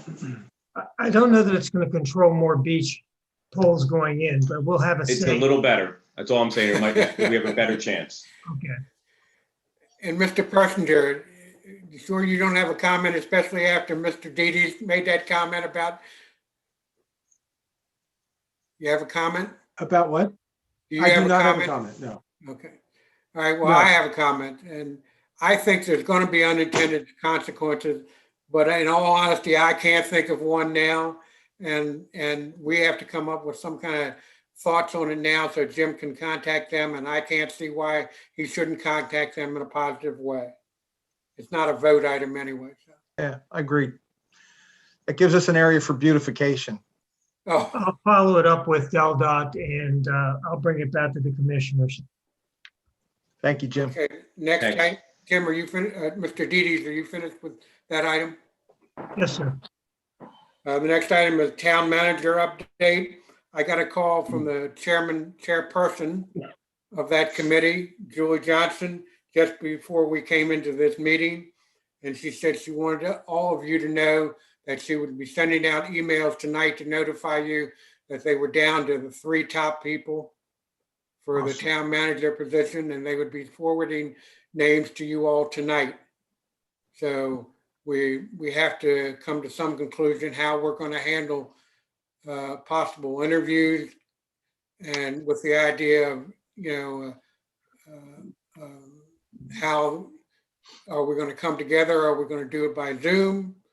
And how we're going to decide on things such as various items like salary range, et cetera, ahead of time. So any comments, Mr. Bauer? Yeah, I mean, it just seems that it was a very short time ago that we went through this with when we hired Scott. So perhaps the same process that seemed to flow okay. And I'd like to use the same process if possible. If I remember correctly, we called each individual in for a physical interview and had the exact same. Each of us had the exact same questions or asked the exact same questions, but were able to split off from that initial question into other questions. Each candidate had the same question to answer. Yes. Oh, I'm sorry. Yes, Mr. Persinger. Mr. Persinger. I am strongly against doing in-person interviews. I think it is unwise to do so as COVID infection rates continue to climb, even in Delaware. It's also, if we were to do them in person, we would be obligated to wear masks. I think, we're much better off doing it by Zoom. You can see facial expressions, perhaps even body language just as well on Zoom. Certainly facial expressions better on Zoom than you could see in an in-person interview with a mask on. So I thought about it, but I'm very much against in-person interviews. Well, just a comment from my point. I'm sorry, I'll go to Mr. Stevens first. Go ahead, Mr. Stevens. I don't disagree with Gary, but Gary, the one thing we should know is that the committee themselves on the town manager search did have in-person interviews with all of the candidates at the Hyatt, and they were spaced apart to provide enough security. But I agree with Gary with things spiking, is we're going to probably put ourselves at risk more than we need to. So you're saying, wait 1 second, sir. Mr. Stevens, you're saying that we should not have in-person interviews? I'm saying I support not having in-person interviews, yes. Yeah, too. Okay, I was going to go ask Mr. Jazinski about his comment first. Yeah, I believe in meeting people where they are, and different people kind of have a different viewpoint of what they're comfortable with. And it's not fair. And even for the candidates, some of the candidates may not really want to do an in-person interview at this point in the time. So I think it's completely reasonable to do this over Zoom. We'll be able to see them well enough to do an effective interview process, in my opinion, based on it. Okay, just so we get one full go round, I'll make comment and go back to Mr. Persinger. I disagree. I think you can do it with, as long as you're more than 6 feet apart with masks. I don't think there would be any problem. You wouldn't have to have masks if you were social distancing.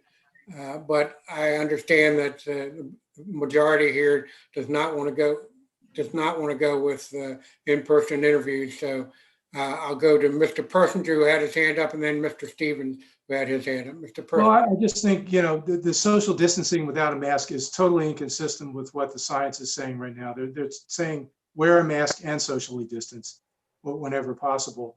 I think it was very unwise for the committee to make a decision on its own to do in-person interviews. I think they should have asked the town council first. And in my opinion, I think we should have told them, no, do it by Zoom. Mr. Stevens. Well, I think the fact that we've already asked them to meet in person with the town committee, and they all did meet with the town committee, that kind of means to me that they're not afraid of it, or they're not concerned about it. And I don't necessarily want to reverse now what my thought process is, but I think I don't know. I think we're going to gain more in person than not, and maybe it should be at the commissioner's discretion as to how they want to interview the candidates. In other words, you're saying commissioner's discretion of how they personally want to interview? Because the candidates have already met with the committee in person. Yes, I understand that. just a additional comment. A hybrid meeting is very, very difficult to work. You either need everyone in the room or everyone kind of remote. When you try to do it hybrid, it just does not, it's just not effective. And I don't really think it's fair to put anyone kind of on the spot, so to feel. We've all kind of grown enough that we can use Zoom pretty effectively, and our candidates should be savvy enough to be able to do the same. And I just feel that people shouldn't be kind of put in the spot of having to be an only remote person. Put on the spot to do what? I'm going to be the only person out of the room, and I'm going to, not everyone else is going to be in the room, and I'll try to be watching via a remote webcam or something. It just doesn't work that well. Well, I reverse that and say, I understand that the majority is saying that they don't want in-person interviews. I've seen that, but I can say the reverse is true, that I would feel put on the spot if I wasn't able to have in-person interviews and see them and feel what they're saying. So, it's a gut feeling, gut emotion. I understand that. That's your feeling, and I respect you for it, and I can understand why. So I see that as of right now, I see the majority of people. Mr. Bauer, you did not want in-person videos. I'm comfortable having an in-person interview with somebody, but I think as a collective team here, I mean, yeah, I agree with David here. We can't, some be in, some be out. I mean, what's the common ground is that we do it remotely, but at some point, let's say we decide we're going to hire somebody, let's at least, if I'd like to at least meet the person at some point, besides their first day on the job, looking at them on the computer screen is one thing, but meeting them in person. So, I mean, if we're going to do it by Zoom, let's put a step in there that we at least meet them in person. Before the hiring? Before the hiring's finalized, yeah. Well, that's... Or at least you meet them or somebody meets the candidate. I don't know that we have that ability. Mr. Persinger, you look like you had a comment there. Well, again, I'm just uncomfortable with considering in-person interviews at this point. We're just not at, from a public health perspective, we are just not at a point where we should in any way be encouraging in-person meetings, either individually or as a group. I just think that's totally unwise.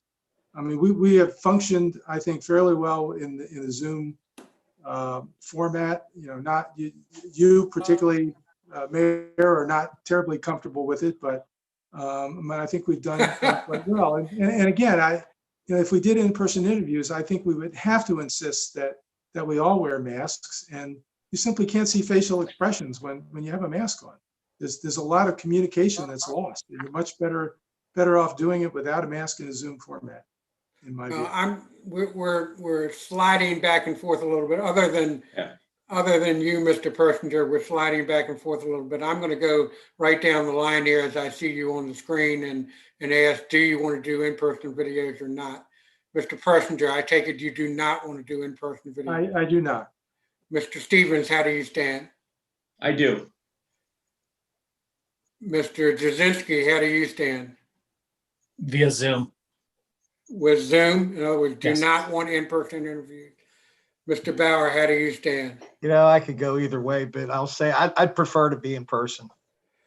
I personally prefer to be in person also. And I didn't realize that we've now flipped a little bit here. And I object very strongly to that. And you cannot, as Commissioner Jasinski pointed out, you cannot have a hybrid meeting. It does not work. It simply does not work. We should have set this up ahead of time. We should not have done in-person interviews at all. That should have been cleared ahead of time. I think the committee was off base in doing that. Well, that's not what we're just... Now to have a prospect of a hybrid meeting, I think is just out of the question at this point. I object strongly. I know I'm in the minority now, but I object strongly.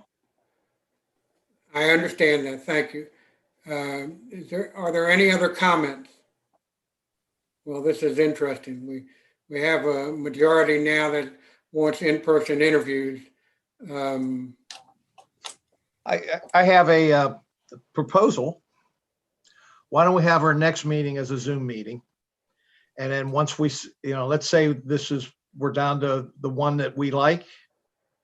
So we can interview the 3 people virtually. And then when it comes down to where they're going to take it down to 2 or 1, and at that point, there's a final interview. And, some of us maybe meet him or her in person, or some of us don't. I mean, that's my proposal. I'm okay with the next meeting being Zoom to get down to the final person that we want to offer. The only comment I would have on that is someone needs to check with Fred from a kind of HR hiring perspective, if we can kind of do it that way. I don't know enough about public sector hiring to know if we could really do a meeting, kind of like do one and then kind of down to one candidate and have a final in person. I'm not saying no, I'm just saying I think we need to know that we're on solid ground doing it that way. Yeah, Dale, I apologize. My earbud. Can you repeat that? Go ahead, Mr. Jasinski, and repeat what you said. I was just saying, if we're going to do what Paul suggested, which I'm not in any way saying is a bad suggestion, I think that we need to check with Fred and make sure that we're on solid HR, public sector hiring grounds to do it in that fashion. All right, Mr. Stevens would. Yeah, I just need clarification. Do you mean in person, or do you mean doing it Zoom then in person? Well, basically, we already did it in person. Only affording one person the chance to be in person in a subsequent meeting before before the hiring decision is made. I just want to make sure that is appropriate from an HR and legal perspective, and I think Fred's the person to tell us that. Gotcha. Mr. Stevens, what are your thoughts on that? He's not going to have any opinion on it because it's a new world in the COVID and the Zoom world. I mean, the interviews have been happening all the time in person and via Zoom, so he's not going to render a decision. I'm talking about only allowing one person in an in-person meeting. That's what I'm talking about. Hold on. Okay. Mr. Persinger, what are your thoughts on that hybrid type of interview? I mean, I agree with Commissioner Jasinski. I don't know if that's possible or, a reasonable way to go. It might make sense if the last person is the mayor to meet this preferred candidate personally. There's nothing more I can say on the issue. I've made my position pretty clear. Majority still rules, and so we'll go with whatever we have to go with here. Yeah. Well, my opinion is I wouldn't have a problem, like Mr. Stevens and Mr. Bauer. I wouldn't have a problem with a hybrid version there that Mr. Bauer suggested. Right, and I think we did it this way the last time. We did the final interviews, and we got together after the interviews and we said, okay, this is the person that we want. And then we put it in the mayor's hands to finish it off, to finish up the final negotiations with whatever parameters we come up with. But at some point, my only thought is that at some point you want to meet the person that you just hired or you're intending to hire. And that can still change. Maybe maybe the salary range doesn't work out at that final meeting with the mayor.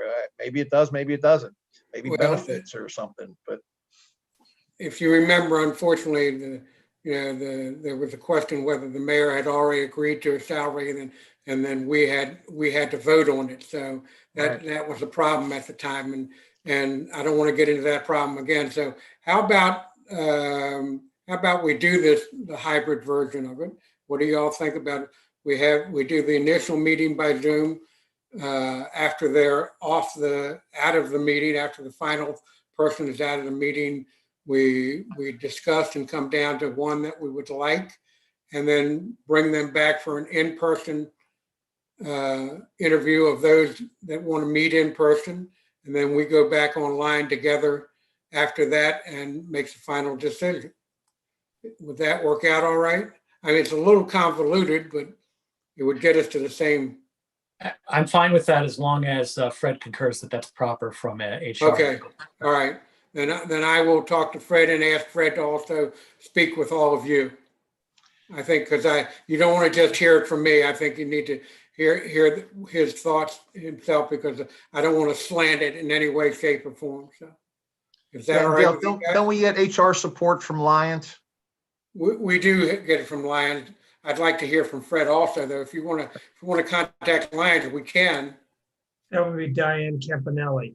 Diane Campanelli, right. That might be the right person to ask on that one. Is that appropriate in the public sector? All right, then I will ask Jim and I to contact her, and then we'll contact Fred also. If that's all right with everybody then? Yep. All right. Life saving station roof. Harry wants to say Jim? something. Jim Didi, do you want That's to? okay. I'll come back to it later. Oh, I'm sorry, you had more comments? No, I'll come back to it. That's fine. Oh, okay. Uh-oh. But I mean, if you want, it's fine. I mean, I'd rather hear it now. I appreciate, I mean, I've been, doing the equivalent of, if anybody remembers the analogy, Nikita Khrushchev pounding his shoe on the table. Most people don't remember that, but anyway. Oh, so I remember it. I'm old enough. Mr. Stevens isn't old enough, and Mr. Jasinski is not, but. All right, I appreciate your cooperation in this process. Oh, I thought you were going to make more of a comment than that. No, I'm fine. I'm fine. Okay, Mr. Didi, Right. life saving station roof. Yeah, the first or second week of December, they'll be out ripping it up and it should be completed. So early December. Yep. Okay, Mr. Didi, do you, item number 8, interim town manager comments? No, thank you. Commissioners' comments, Mr. Bauer. After 5 hours or so hanging out with you all here, I have no more comments at this point. Commissioner Jasinski. I thought Commissioner Bauer was going to say he's going to file for divorce after 5 hours with us. But the only thing I wanted to say, I just wanted to go back to the thing that we spent the longest time on, which was the public hearing on zoning. And I think we all need to kind of keep in mind that this is not about beauty as much as it is just about scale. And almost all the issues that we're talking about are really just about scale. A 5,000-foot house can look great, and a 1,000-foot cottage can look great. And it's really just a matter of the comprehensive plan, the neighborhood, how our view, how the comprehensive plan reads, what the community wants, and basically just kind of come to some agreement on what scale is going to be allowed in the neighborhood. And I think if we kind of put it in that context, it just takes maybe a little bit of the emotion out of the passions everybody has around what they want to do. That's my viewpoint. Thank you, sir. Commissioner Persinger. Commissioner Persinger. I just want to say thank you, everybody. Thank you for agreeing to continue the meeting. I think it was very good that we were able to get through the agenda. So again, just thanks for your cooperation. Appreciate it. I felt like saying bah humbug there. Kiddingly. Why? No, I was going to. Commissioner Stevens. More of a clarification question. I look on today's calendar, and there is a budget and finance meeting at 4 o'clock. Is that still on the calendar? As far as I know, there is. Then can I accept my role as liaison on the 14th of November? Yeah, feel free to do it. I'll be on the call. Okay. All right, and Mayor Cook, the only thing I want to say is that I want to apologize to Commissioner Stevens and Commissioner Bauer. I jumped at something when Commissioner Bauer cut me off and said Commissioner Stevens had a point he wanted to make, and I said I had a point I wanted to finish. And I didn't mean to jump that quickly, and if I embarrassed you or embarrassed myself, I'm sorry. It was not intended as a slight to either one of you. I'm just trying to, in all honesty, I'm trying very hard to keep you all informed as much as possible. I want you to be involved with the decision. So many times in the past, I've heard from various commissioners that no one told them what was going on. And I'm of the opinion that I should tell you as much as possible, and then try to, during these meetings, and then somewhat try to guide it into a decision. This meeting was pretty rough. So thank you all very much. Other than that, I'll accept a motion to adjourn.